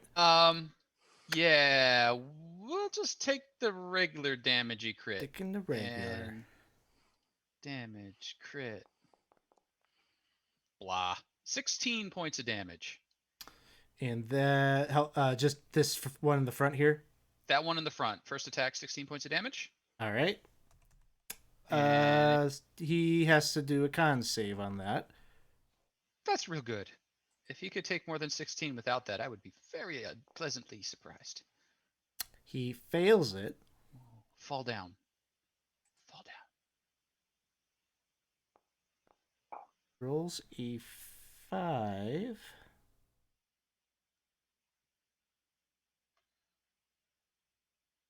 Which, want to check it, is...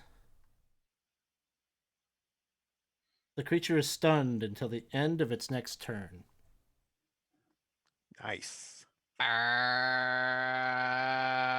So you know what? It's stunned. It can't do a thing. So I will use the back end attack on the one to the left of it.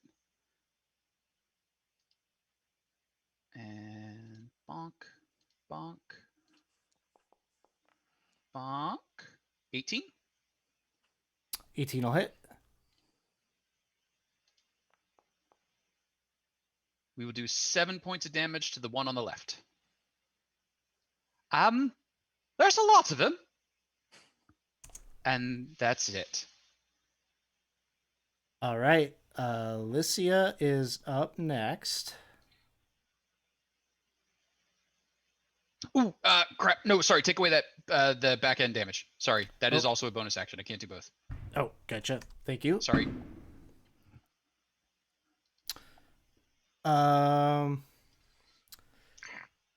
She's got her spear in hand.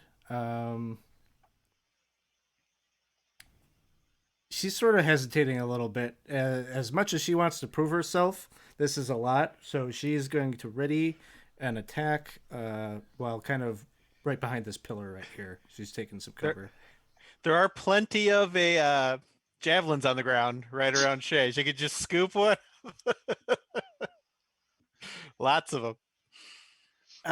It is Ash's turn. Yeah, so that you're just gonna stand there. Okay. I'm gonna come up here and I'm gonna do my breath weapon. So it's a cone of cold, 15 foot. So let's see. I'm not sure exactly. Oh, okay. I guess I did figure out how to turn it. Something like that. Yep, absolutely. So you get those 4. Yeah. And I placed it so it's a saving throw, DC 12 Constitution saving throw there. All right. Oh, yay. I rolled a whole 5. Well, it looks like you get it on all but one. This guy right here is gonna.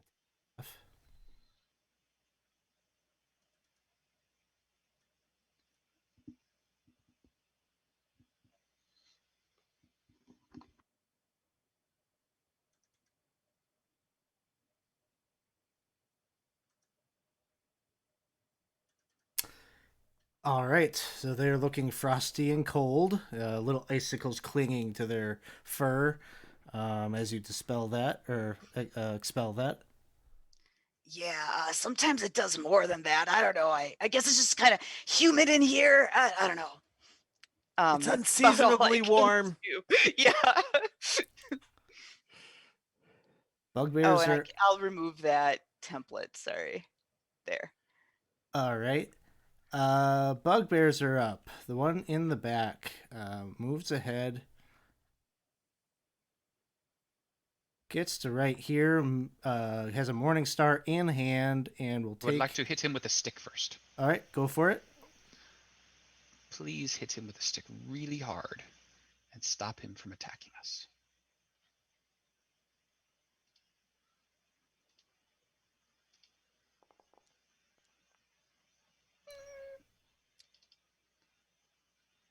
Stand on it. Final answer. That'll miss. Ah!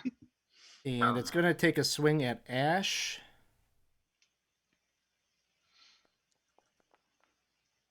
An 8 will miss. Yeah. That misses. Spugnoir is up. Stay in the room. Spugnoir. Stay in the room.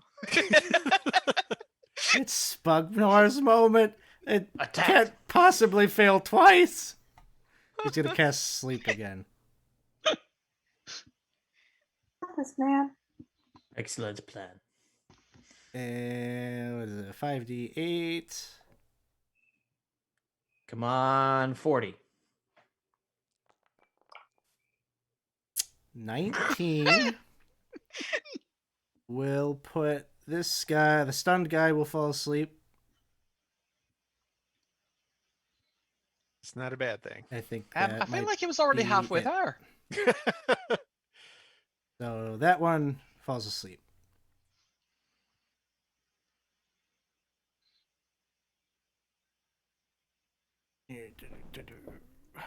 I'm feeling a little tired myself.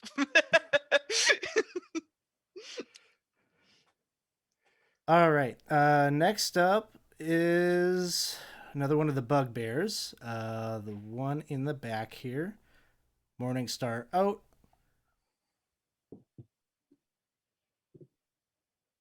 It's gonna move over to Lycia, who will take her attack.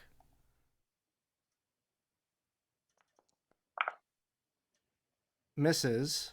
Bugbear takes its swing.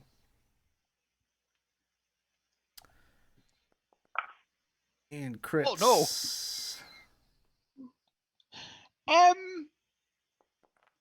Oops. And I gotta throw some more. I didn't hit the crit. Total of 10 damage. Oh, it's not too bad. She might still be on her feet. She's got to do a con save. Wow. She does not make it. So her effect is, ooh, a 1 can't be great. She drops to 0 hit points. Oh, Oh, no. I'm so glad we brought that one along. Hey, come on now. That's Throwing one in a less that thing for the farm girl. one less that you have to take. And I'm thanks for the just so- cheer, Ed. This bugbear right here is going to take its swing at Ash.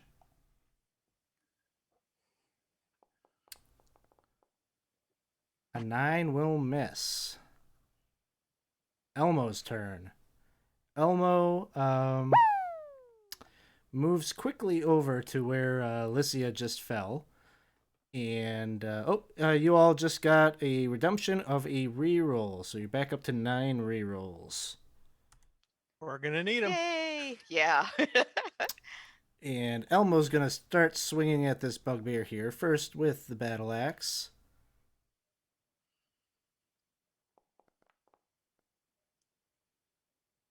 And 24 will hit. He'll do some Yeah. damage here.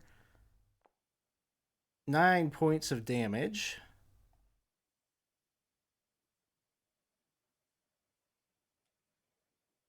And then he takes his second attack with the dagger.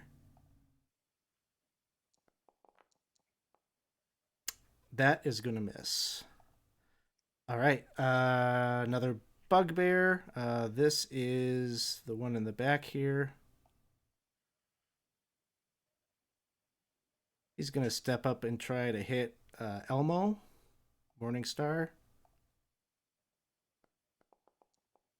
A 23. I can't imagine. Yeah, that's going to hit. Dealing 10 points of damage to Elmo.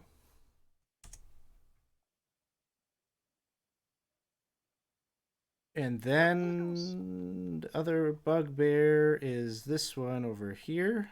So he's going to move up 5, 10. He's going to step up to you, Humbled. No, he doesn't want to do that. I'll try. I'll protect you. I can put my shield up to impose Pose disadvantage. Ooh. And with disadvantage, a 9 will miss. Absalom, it is your turn. All right. I'm at the door. I'm like, what is happening out there? Oh my god. Keep working on the door. No, just kidding. All right, I go 5, 10, 15, 20. Oh my god. This is a pillar, right? Alex? Right there. Yep. Mm-hmm. Just Okay. like the others, it's floor to ceiling. All right. 25, 30. And I will attack this fellow here with a curved short sword. I mean, it could be a lady.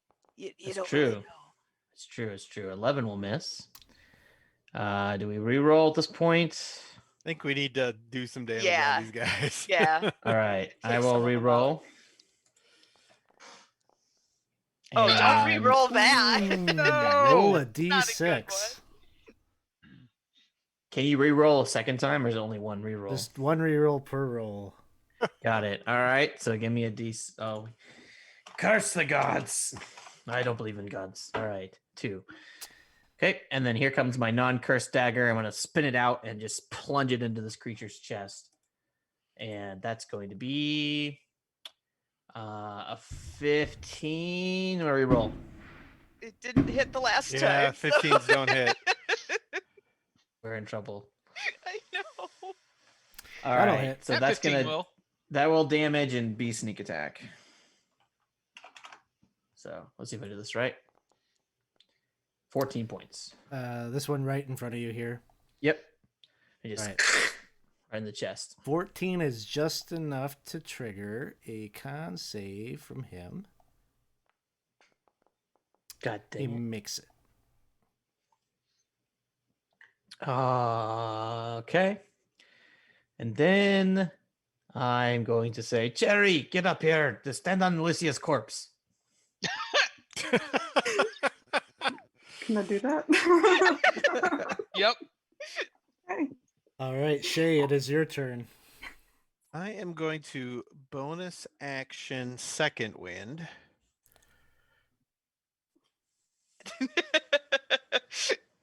Down to 1 hit point. Yeah. Good roll. Nice. Oh. Nice. So that brings me to only missing 1 from only having 1.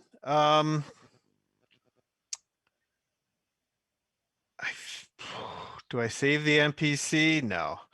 I am going to then attack the one who's bloodied that just got the not cursed dagger.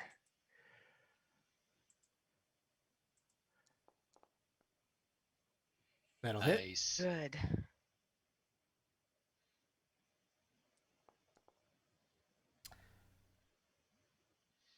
Still up. She just snarls at it. All right, Cherry, it is your turn. She's just gonna go, what? as she sees everyone leave the room suddenly. She is going to go stand on top of her corpse. Yep. You could straddle it. You don't have to stand on her. I mean, I stand just next to it on that block. Perfect, Jerry. It's Doing a great. 5-foot square space. It's That not could be like you you high have to be ground. standing on top of Hit it. the Yeah. high ground. Stand on the shoulders. I'm trying to figure out my features. I'm going to rage and then swing with my axe.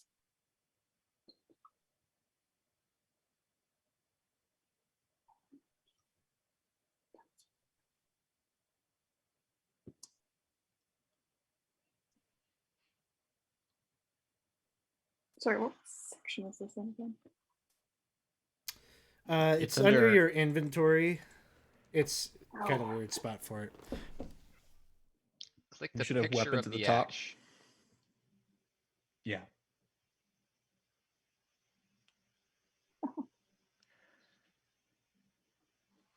So do you get the inventory?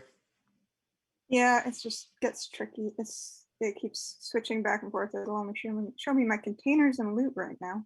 Oh, yikes. Mhm. Well, It's like, I'm just gonna. you could just do an RD20 or /R space D20.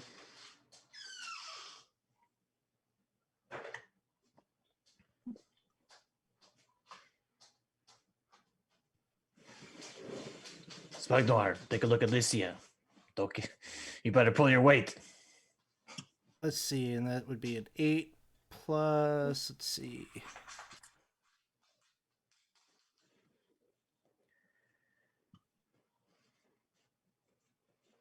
There you go. Re-roll it. There, I popped that into the chat, but it's not showing me what the bonuses are. So your strength is +2. Proficiency would be +2, so 12 to hit. 12 won't do it. Would you like to re-roll? Re-roll. Re-roll. Yes. Yeah. All right. Definitely want to do that. I think if you want, you can hit that button that says attack under where the great axe is in the chat. Okay.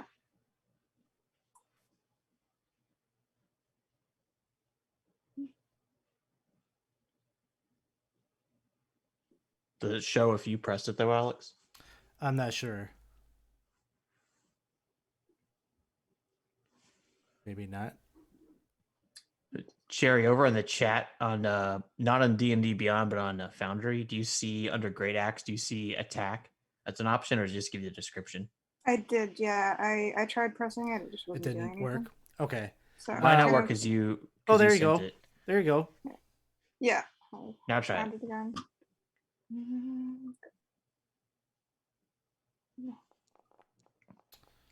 Huzzah! That there you will go. hit. So now Hey, you can 21 hit points. the damage button. And are you? Would you like to have been raging just prior? She did. Yeah, Okay. she said so. I tried to rage. I couldn't find the button, so I just went with Oh, the. that's okay. the great axe. Don't worry about it. So it's be another 2, right? Yep. 12 Right. points. Total of 12 points. That's the spirit, Cherry. All right, he is still up. And then we move to the final one here, who is stunned and sleeping and all sorts of things. So we're back to the top, and it's Humboldt's turn. All right. So I'll go after this fella who's kind of catty quarter to me. You know, catty with a D. And we'll swing at him. Oh, okay. Yeah, Soma, Temple of Elemental Evil comes out in August. We just are getting an early preview here. Goodman Games is letting us play it early. All right, 18 will hit. 18 will hit. We will do normal damage to him. Nice. And 14 points of normal points. damage. And which one kitty corner was to you or Catty corner. Catty corner. All right, You and that's your enough to crazy trigger kitties. a Constitution saving throw. Yes. Be stunned. Go to sleep. And he rolls a 4. So roll a d10. And a 2 is just going to miss out on that. Oh, no, it does. It drops to 0 hit points. Yay! Nice. And then he But- will try for the back end attack on this fella down here because I do have a bonus action this time. Sure. wow. But however, he drops to 0 hit points and is stable. And that's okay as long as he's like laying down, not swinging morning stars at me. Is pretty much okay in my book. Ha! I'm going to poke this fella. 21 will hit. And he I'll do goes down. 9 points of damage to Wow. him. See? Barbarians don't have to take damage to be nice. And that's it. Lycia is up. She needs to make a death saving throw. Oh wait, she's stable. She dropped to 0 stable? No? Was No, she- 1 not stable? No, she rolled a 1, so she's 0 hit points dying. Oh no. Oh, no. That's all right. One There you go. success. She seems like a hardy girl, so maybe she'll pull through. I don't know.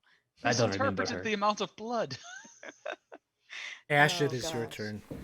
All right. I'm going to go for the non-sleeping one that's here with my longsword. Thread the needle. Ah, that's not going to hit. Reroll. Do we have rerolls still? Yeah, yeah, I got All right. 6. We got 6, so go for it. I'll re-roll it. I'll see if I can hit. 17? 17 will hit. All right. Oh, there. Nice 11. hit. Mm.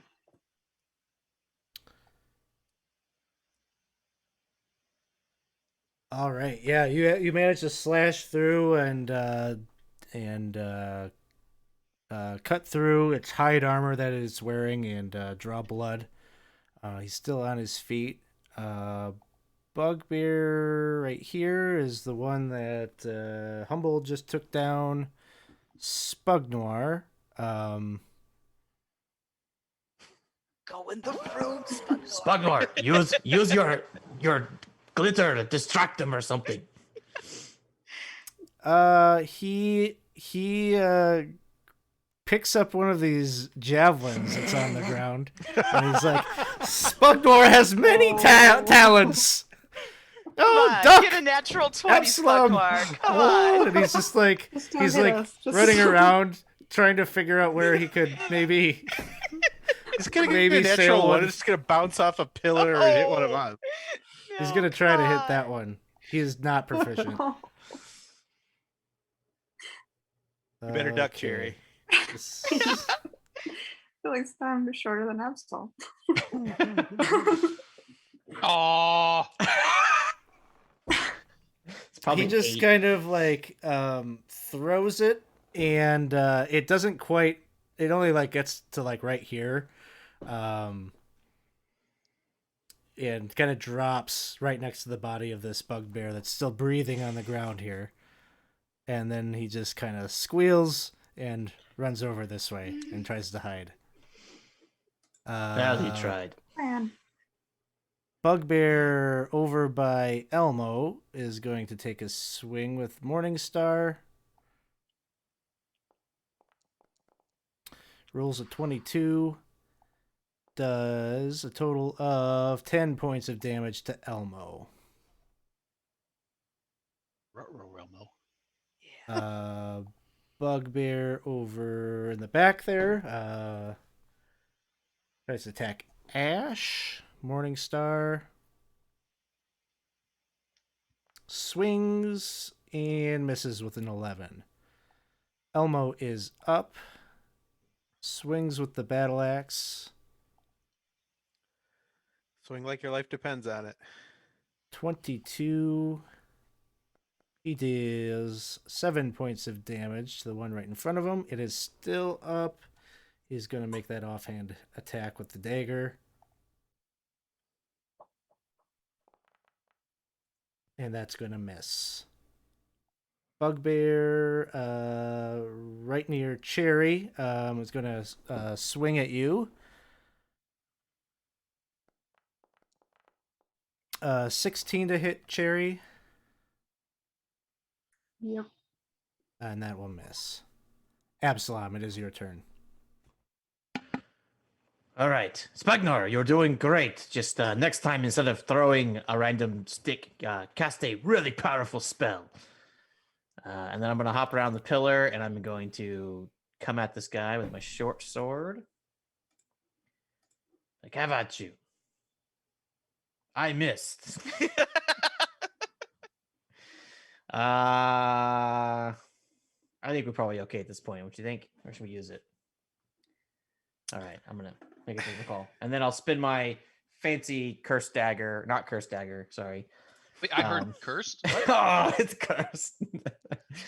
And I'll swing that, and the 17, that's going to be a hit, right? Yep. All right. Here comes the normal damage plus some sneak attack. 10 points of damage. Gonna go down. Ah, you see, Humboldt, two can play at that game, huh? And run behind Shay. Shay, it is your turn. She sees her friend Elmo looking kind of rough and a dead body under Cherry. So she's going to go for this guy over here.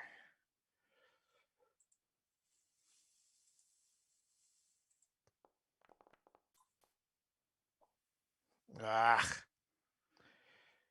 What do we think? We care if other NPCs go down?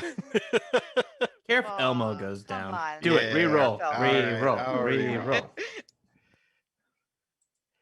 She feels kind of like she was the one who asked him to Yeah. come. All right. 14 points. We'll take that one nice hit. down. Yes. And that's all I got. All right, Cherry, it is your turn. I'm gonna apply the one for the key point to Ash and attack that one.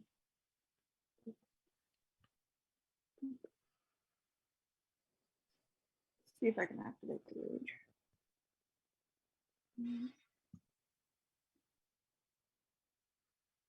Mm-hmm.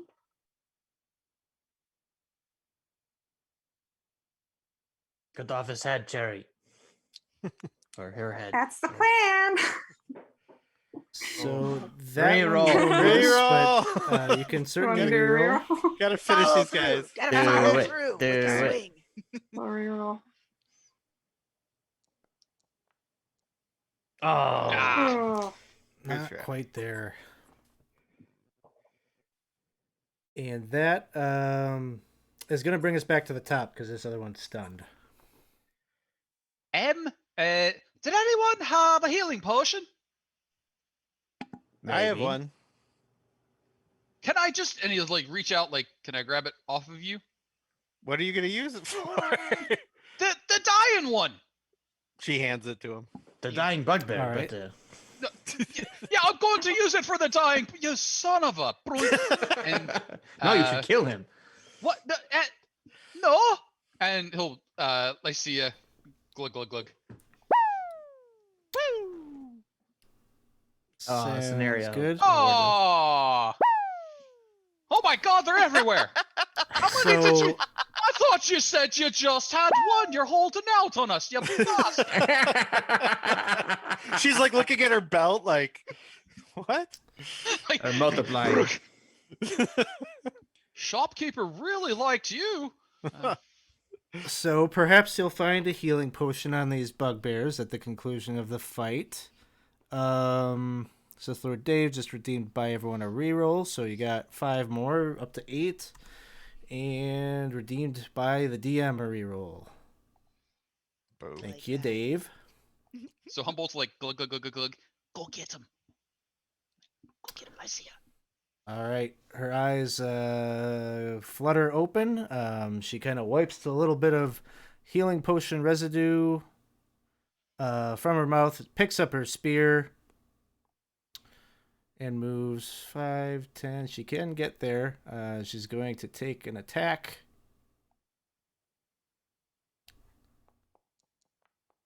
An 18 or 21 to hit and deals 7 points of damage. Doesn't quite take him down, but does quite a bit of damage. Ash, it is your turn. All right, I'd like to try to get between them, kind of circle around, so I can try to protect my friends, you know. And then I'm going to take an attack with the long sword. Let's see if I can hit. A 20 will hit. Yeah. Nice. Yeah. And 11 There, points yeah. of damage will take him down. Spagnor. I'm gonna hand him a dagger. You know what to do. He grabs it and he You become runs a man. towards Lycia, Yeah. kind of menacing looking. But then he like holds out his hand and it casts mending, and like you see like little fibers of like her armor that she's wearing kind of like heal up. He's like, "There you go, armor's good as new." Give me my dagger back. Does anyone else's armor need any healing? Yes, but maybe just we take care of the sleeping Yeah. one. Shay would, if we're out of initiative, Shay would plunge her greatsword into the one that isn't moving but doesn't look completely dead yet, and just Okay, right through his do throat. the coup de grace. Oh, Yeah. information? No? Interview? Well, we still got that one sleeping up there. Yeah, let's hope that that was the one that knew the information we wanted, because, you know, never mind. Do you? Um, Yeah. Well. Spoglar manages to hit it. Spagnor, we need information. He doesn't manage to kill it, But he wakes it up. but he wakes it up.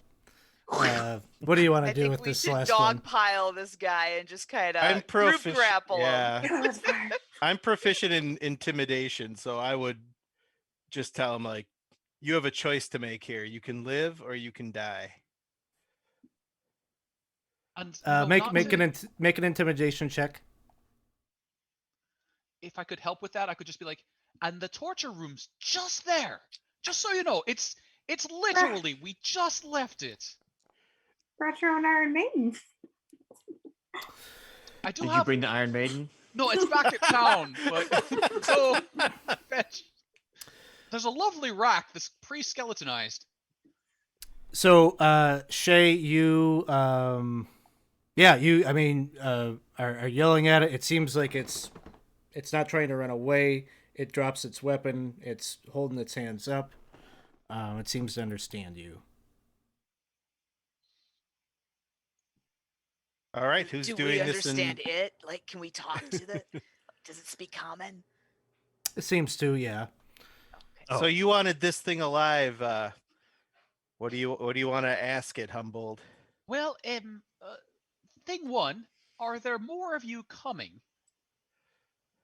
Now, You should tell him, friend. He tells you that there are gnolls further on, but they haven't alerted them to your presence. They wanted they have a bit of a rivalry, and they were hoping that they would be able to subdue you to curry favor with the beautiful one. Sorry, I'm gonna just summarize a lot of this conversation because we've got like 25 minutes left, and I'd like to get. Yeah. So okay, that's good. I'm thinking we lock you up. You stay quiet. We don't poke holes in you. Yeah. Humboldt. He seems compliant with that. Okay. Got plenty of manticles. We got all sorts of stuff. Put him in the room where the undead used to be. Lock him up. Blah, blah, blah. And is there anything we should know about? Sounds like we're after gnolls. How many No, are it's there? very easy. Well, yes, how many? Go ahead, Jerry. I was just gonna say, how many are there? He tells you there are 5 left. That you've dealt with most of them. Your previous party that was down here has called their numbers. They kind of let the gnolls take the first crack at you, feeling that they weren't capable enough of dealing with your previous team themselves. They were hoping to soften them up and deal with them. Take the credit for the victory. All right. Anything well, more you can tell us about the beautiful one? Like, just what's the scoop? What's going on? Why the beautiful one? It's an odd name, He would say he doesn't understand it himself. He finds him to be a hideous creature, sort of like would he point in it? He'll point to like Humboldt and say Oh, hideous face like that one. what? Oh, What? understood. Do you know anything about this weird pillar in the other room? He'll shake his head no to that. Do I believe him? Yeah. We'll skip the insight checks. He doesn't. He Sure. genuinely doesn't know anything about it. But I think they came in up where the dead ogre is. Maybe was that Yeah. the area? Yep, Okay. and he will point you to. I think I've opened it now. If you head up to the ogre's residence, which is up where Absalom is, can you see that, Absalom? A passageway over here, open. I can like cut through the darkness like fog of war style. Oh wait, the light. Oh, the light. Oh, Yeah, that's light, what. yeah. That's Now I so can see it. cool. Sorry, That is cool. I have the light on me. Where's Spugnor? Come on, Spugnor. Keep up. I'm keep up. here. Don't get too far behind. Shay asks Lycia how she's feeling and kind of congratulates her on some good hits. She's feeling pretty rough, but actually, Elmo's gonna dish out some good berries. 5 for himself, and he'll give 5 to her, which should bring her to full.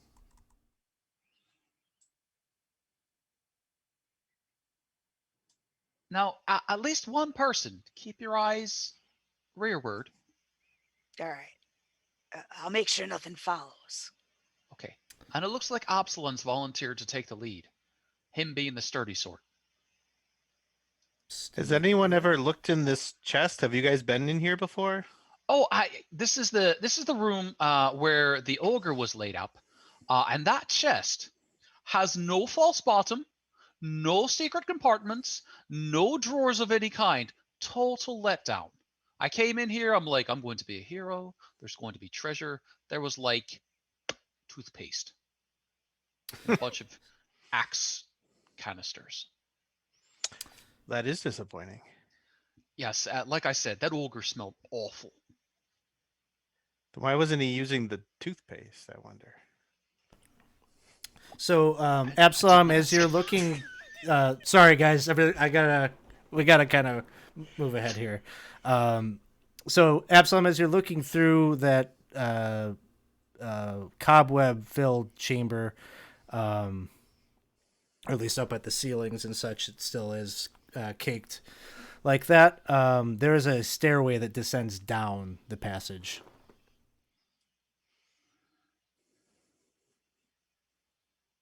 I'm not sure. We might have lost Absalom. Oh no! Yeah, his window's black. Wait, what's going there on? he is. Oh, you're in the bathroom. Sorry. Oh, just Your- down your the character passage. just died. Yeah, My what died? down. Spugnor. You see a staircase that is descending down on the other side of where the secret door was. Okay. Sorry about that. Yes. What are we doing?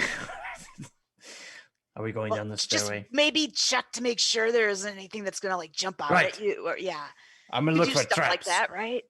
Well, all the time. Yeah. This Yeah. is classic, stereotypical dungeon. So we'll see traps for sure. All right, So I'll look for traps.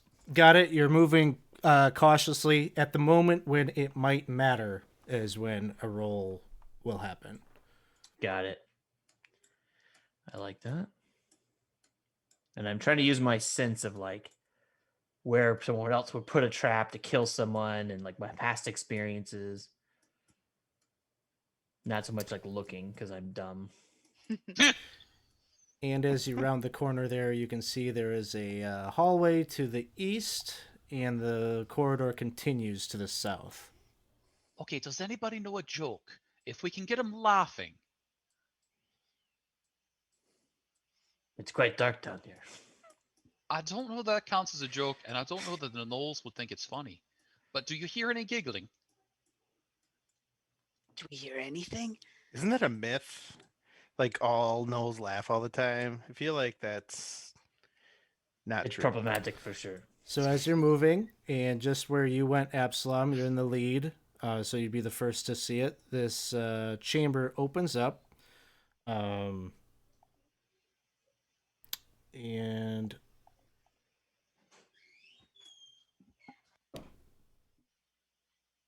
one second.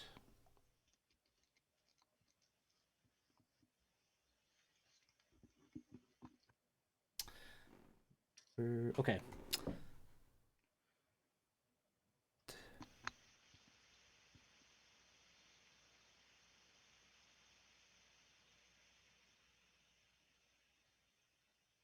You can see there's torchlight in this room. I don't think the physics of the room are actually showing that on the map, but it is lit, unlike the other areas.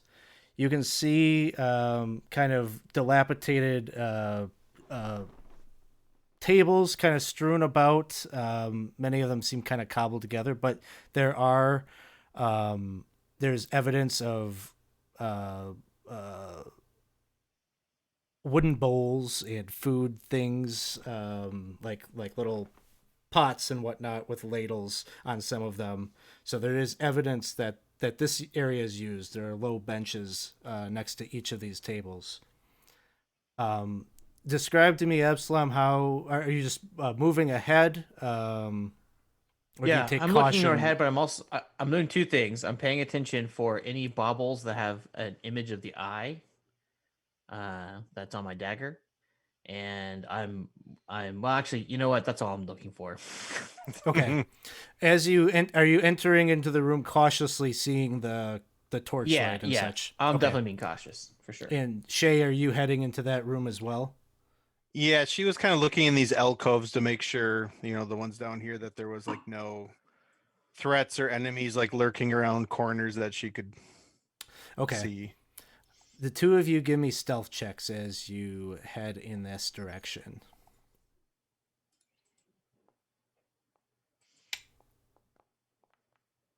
Yeah. Shay, you're so loud. Letting those stand. How many rerolls? We have 8 rerolls. You got I think 8 we should rerolls. reroll. Yeah, we reroll. got to reroll that. Shay, you should be quiet. Oh like my me. god. Yes. What kind of a rogue are you? Okay. This is on point. We're about to More of a roll fighting road. initiative. I trip over this bench as I'm like criticizing Shay. Like, You Shay, don't be so hear a high-pitched battle cry come directly from the west as you enter into the table, or enter into the chamber with the tables. And let me just toggle us into combat mode. You can roll your initiatives.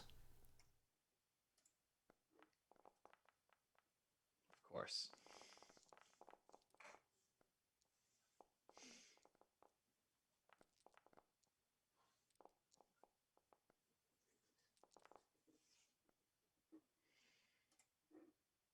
Hey, Spugnar, I'll trade with you. He's gonna cast sleep on us. He's been working with the gnolls the whole time.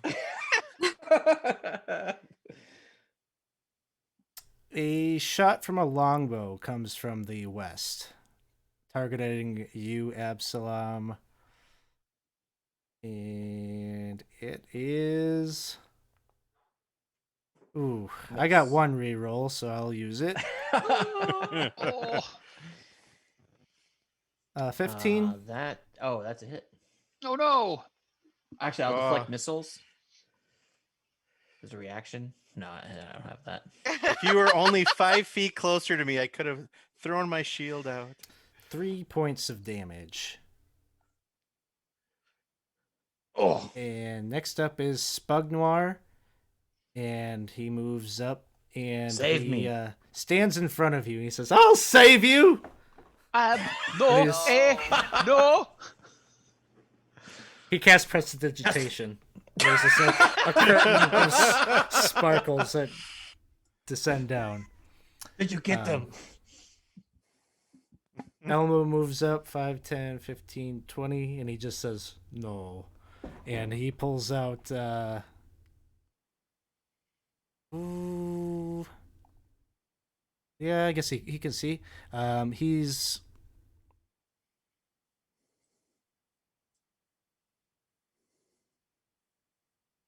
He's just going to charge up there.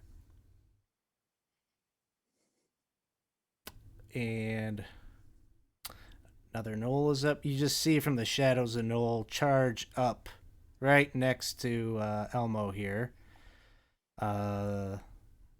This one, spear in hand. He's going to try to skewer him with that. 10... is going to miss. Humboldt, it is your turn. What? Why are we all leaving cover? What? 2, 3, 4. Oh dear. 5. We will attempt to smack this fella here. Bonus action rage. Action glaive.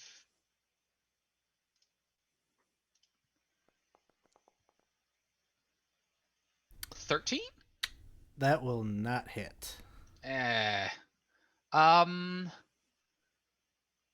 Okay, I'll stand. Take one step back.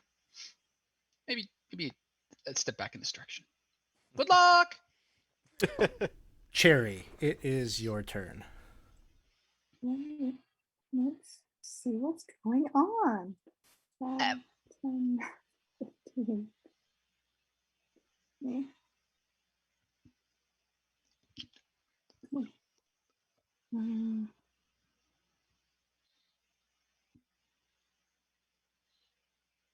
I'm just gonna go 25, 30 here.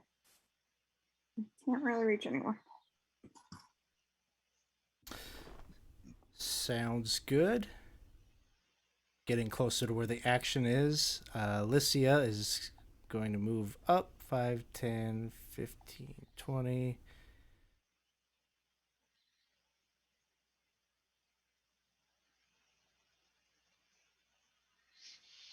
She's going to ready an action there. Absalom, it is your turn. All right, as a Spugnor, you did a horrible job. 5, 10, 15, 20, 25. I'm going to pull my hand crossbow and shoot at this guy right here. Boop. All right, here's the attack.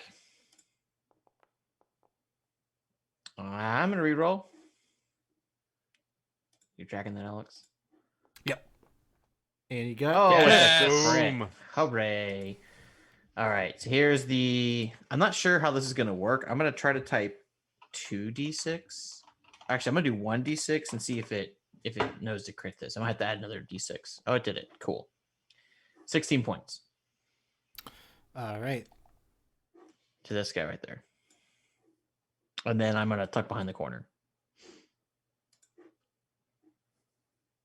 He will do a con saving throw. Good luck, Elmo. Fails. Rolls a d10. It's a 4. And on a 4, he is stunned until the end of his next turn. All right. Good idea, Humboldt. That's All right. Ash, it is your turn. 30 feet so I can see what's going on. And I'm going to take the dodge action and stay here next to Spugnor to try to protect him.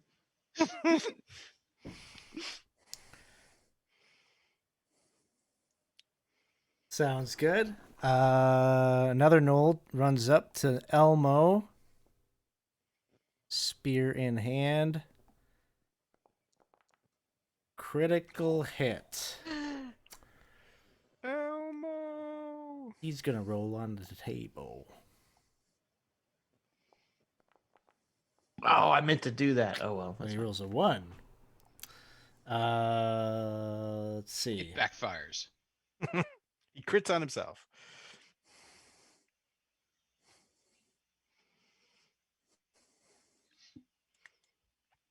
It's piercing damage, and it's a 1. You call that a crit? Roll damage as normal.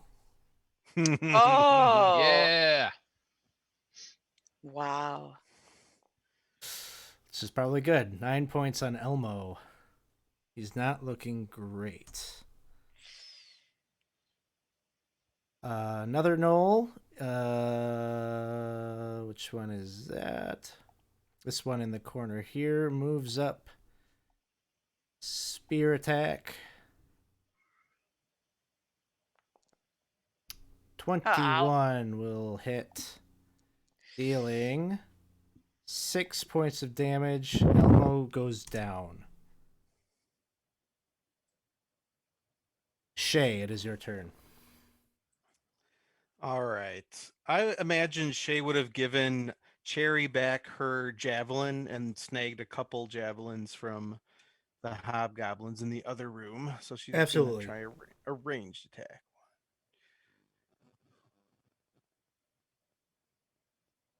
And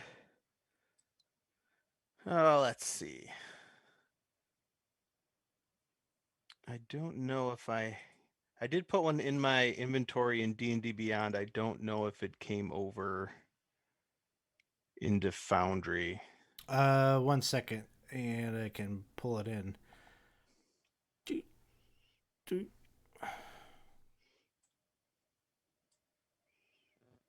Got it. All right. I think you were down like 1 hit point, right? Yep. Because it pulled that too. But okay, you should be good. It should be there.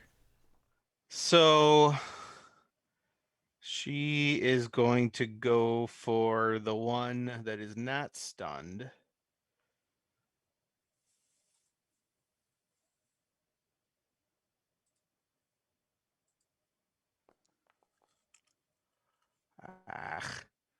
Never done these before.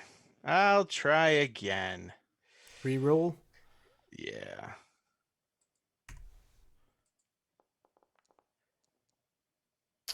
That will I miss. still don't understand how these work. It's getting better. I mean, maybe next time, you know.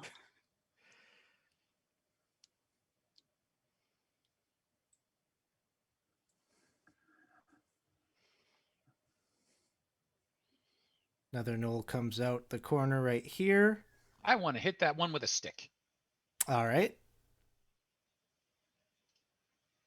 I see you. That will hit. And I am the rages.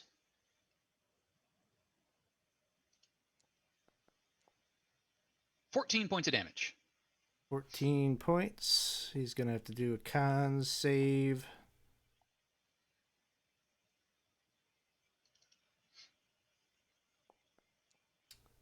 Makes it. Oh. And then he's going to throw a spear at Shay. Yeah, sorry, that's about as hard as I can swing. Missing. Back to the top with the original Knoll here.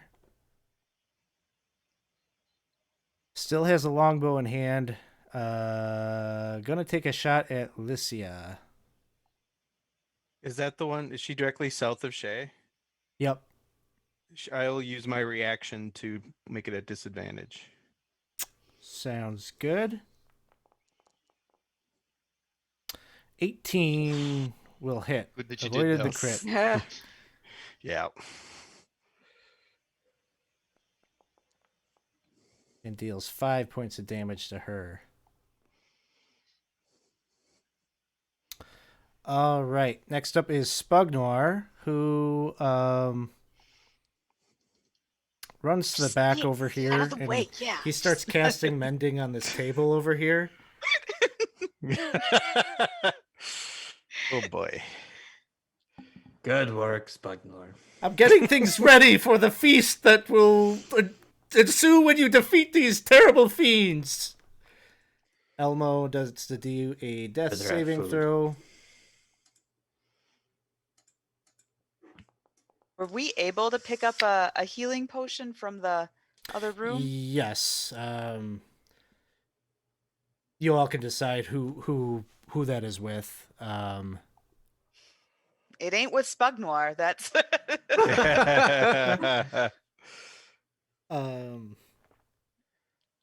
Humboldt, it is your turn. Okay, so Humboldt will smack at this fella here. Glaive attack. Yeah. That'll hit. Yeah. He goes 10 down. points of damage. Oh, I don't wanna. Okay. Fine. You there, and he'll smack this stunned one. Back end attack. Stun does advantage and auto crit? Doesn't matter. I crit him anyway.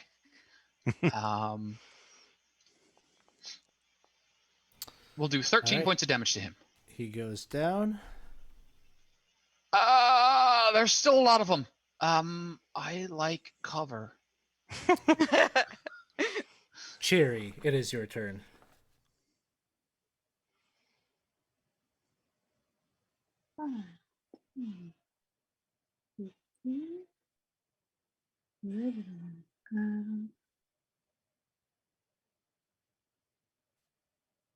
I mean, we know how much you like standing on dead people. Considering it. Yeah, no, I'm gonna do it. Everyone's Charging gonna have an forward. MO. I'm gonna rage and swing my battle axe and say, "This is for Elmo." As I stand over him. In the chat. God, it doesn't miss. See, I'm imagining you hovering protectively over his Yeah. body, not just like, you See, know. that was the vibe I That'll was hit. hoping for. Nice hit. Perfect. Yeah. Nice. Did I almost And you get vengeance? extra 2 on there, so 9 points of damage. Oh, no. All right. Next up is Lacia. She's gonna follow you into battle, Cherry. She's got spear in hand. She's gonna take a stab at that same one. A 17 will hit.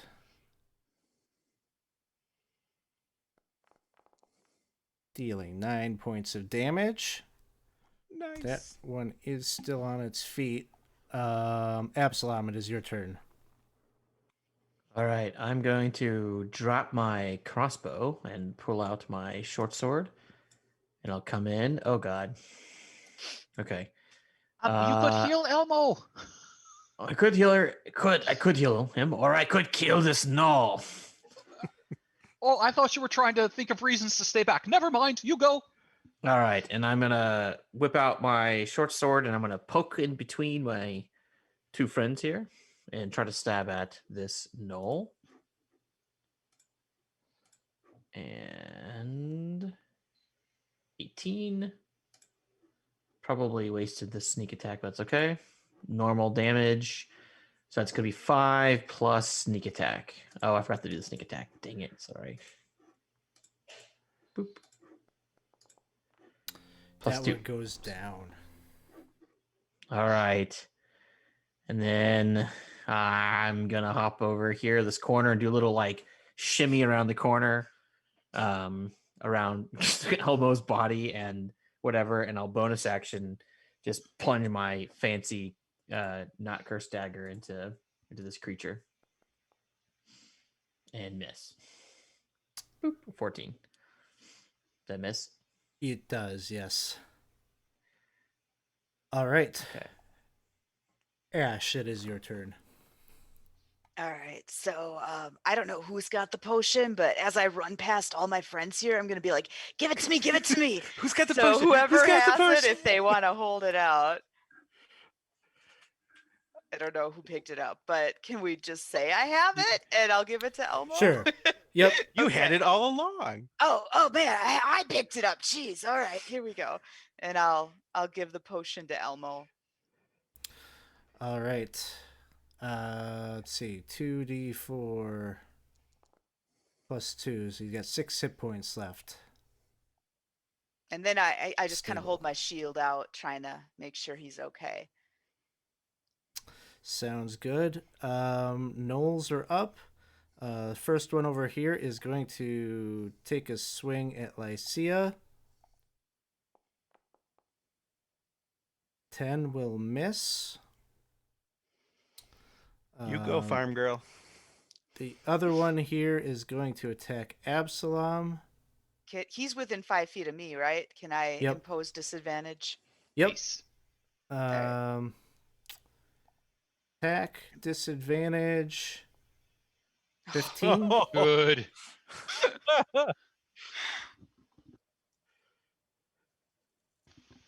Does a 15 hit?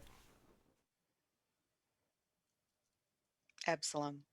Does it hit? Oh, dang it. Sorry. I got distracted by chat. 15 definitely hits. Okay. What are you talking about? Hey, I mean, you're bleeding a little bit there. I was looking at my dagger. And Stop looking at the dagger. Look at the enemies. All right. I'm going to go ahead because I only have 7 hit points. Sorry. That's going to Sorry. shock me. Good. Good. I'm gonna re-roll it because I rolled the 1d6. He's got it two-handed, so you might get less because my intention Sure. is to roll the 1d8. Okay, it's the same result. Could be the same. See, trying to get an advantage on me, Alex, and it didn't do anything. I'm going to use my Stone's Endurance to reduce that so it's not shocking damage. And that will be reduced by 6. 6. So no damage. Very nice. But you call that a spear. Wow. Shay, it is your turn. All right. She is going to kind of shuffle through the crowd, pushing through her friends. Which of these? Well, she's going to go for the one that looks like it's more of a danger to Nicaea versus Absalom. So she's going to attack this guy up here. She just saw him like shrug off and attack like nothing. She's like, wow, he can take care of himself.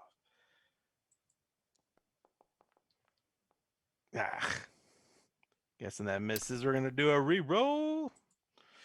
Reroll. Come on, crit. No. Oh. Womp womp.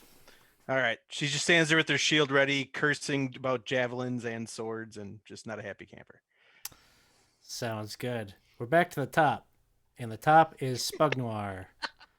Agmar, get over here. I can't see shit. It's fine. He's working on the wild magic table. Oh my god. He's like, is this There are enough? enemies over here. Is this close enough? Tell me when. This is good. I'm 2 Stop. squares closer. Just, no, stay. Stay right where you are. It's perfect. And he stays right there. Elmo's turn. Elmo just kind of rolls out of the way here, and Combat Kinda- crawls between people's legs. Pardon me. yeah, and he kind of leans himself his back up against the wall there, and he's gonna cast Goodberry. I think it requires a cast and then a use.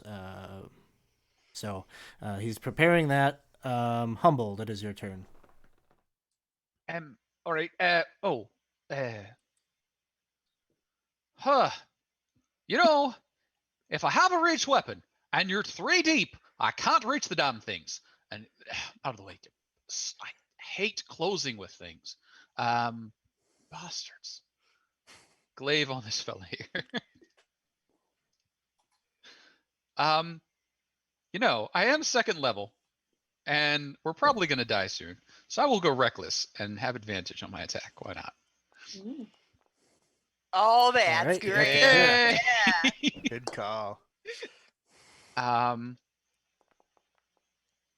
some of that, you beastie.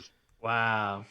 It's So not I feel like quite that enough rage to was kill pointed him, at the rest but of he us, does so. have to do a Constitution saving throw, which he Oh, fails. wow. Rolls a Humboldt, you should do that D10, every time. What's wrong with you? Gets a 9, so it's probably not going to be too bad here.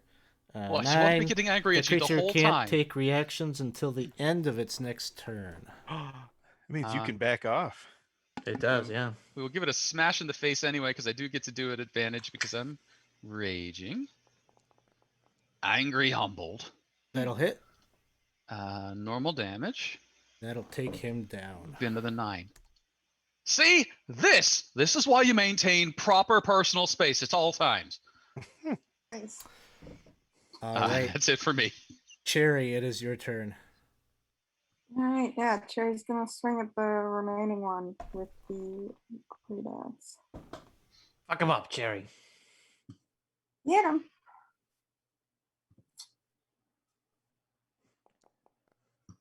Re-roll. Re-roll. We got 3 Yeah. left. Do we have one? Or- Yep. It's like a charity game. Oh, is that, 14 is that hit or is that won't one quite do it. short? It's short, Oh, unfortunately. Shay feels your pain. All right. am a little angrier. He just turns and glares. That's it, but in that direction. Lycia takes her swing, gets a 17, deals 7 points of damage. She's Next done up less than is- max damage this whole time. I don't know. I think she's been hitting high numbers. Yeah. When she connects, she does a lot. Absalom, it is your turn. All right, it's time to finish this thing. I'm gonna hop around and do a little like shuffle into the corner, and as I'm running around, I'm gonna slash it with the curved sword across the belly, and that's a hit, and that should be sneak attack too. So that first hit will be for 12 points of damage. Just rake it across the stomach, and then this has to do a check. On 12, yes, he does. He does. Okay.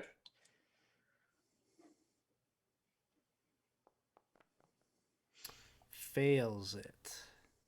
Ooh. Gets an 8. Can't take reactions. Okay. So then I will pop over here next to Lycia, and I will attack with the not cursed dagger. Now I'm starting to think it might actually be cursed. I'm gonna reroll. That doesn't matter. And then I'm going to just back off. Like, see? Just like that. So easy. He's dead already. Or she. Or it. Or whatever. Whatever those are. It's dead. Look at it. Ash, it is your turn. Doesn't really look dead to me. I'll step forward and I'll try to make an attack. Aw. You got one last Use reroll. last- One more. Okay, I'll use it. I'll Do use it. it. It's 10 o'clock. Might as well. Yeah. Oh, man. Oh, no. Doesn't work. It's gonna Oh, get one more shot on us. man. I told you to kill it. All What right. happened? I thought you said it was dead. It's not dead, and it's still not dead. It's undead? This place is haunted. It goes for a bite on Lycia. I can't reach her. I think I still have a reaction, so I would make it a disadvantage, but doesn't matter. I'm guessing. I'm not sure. It doesn't matter. Her AC Okay. is 13 currently. I mean, it could roll a natural 1. That's true. That's a good point. Embarrassing way to go. Oh no, I didn't. Didn't quite get there. Shay, it is your turn. Shay, come on. All right. She just, yeah, she wants this thing dead in the worst way. You got it. Yeah. Attack. And Whoops. I don't know why I attacked twice.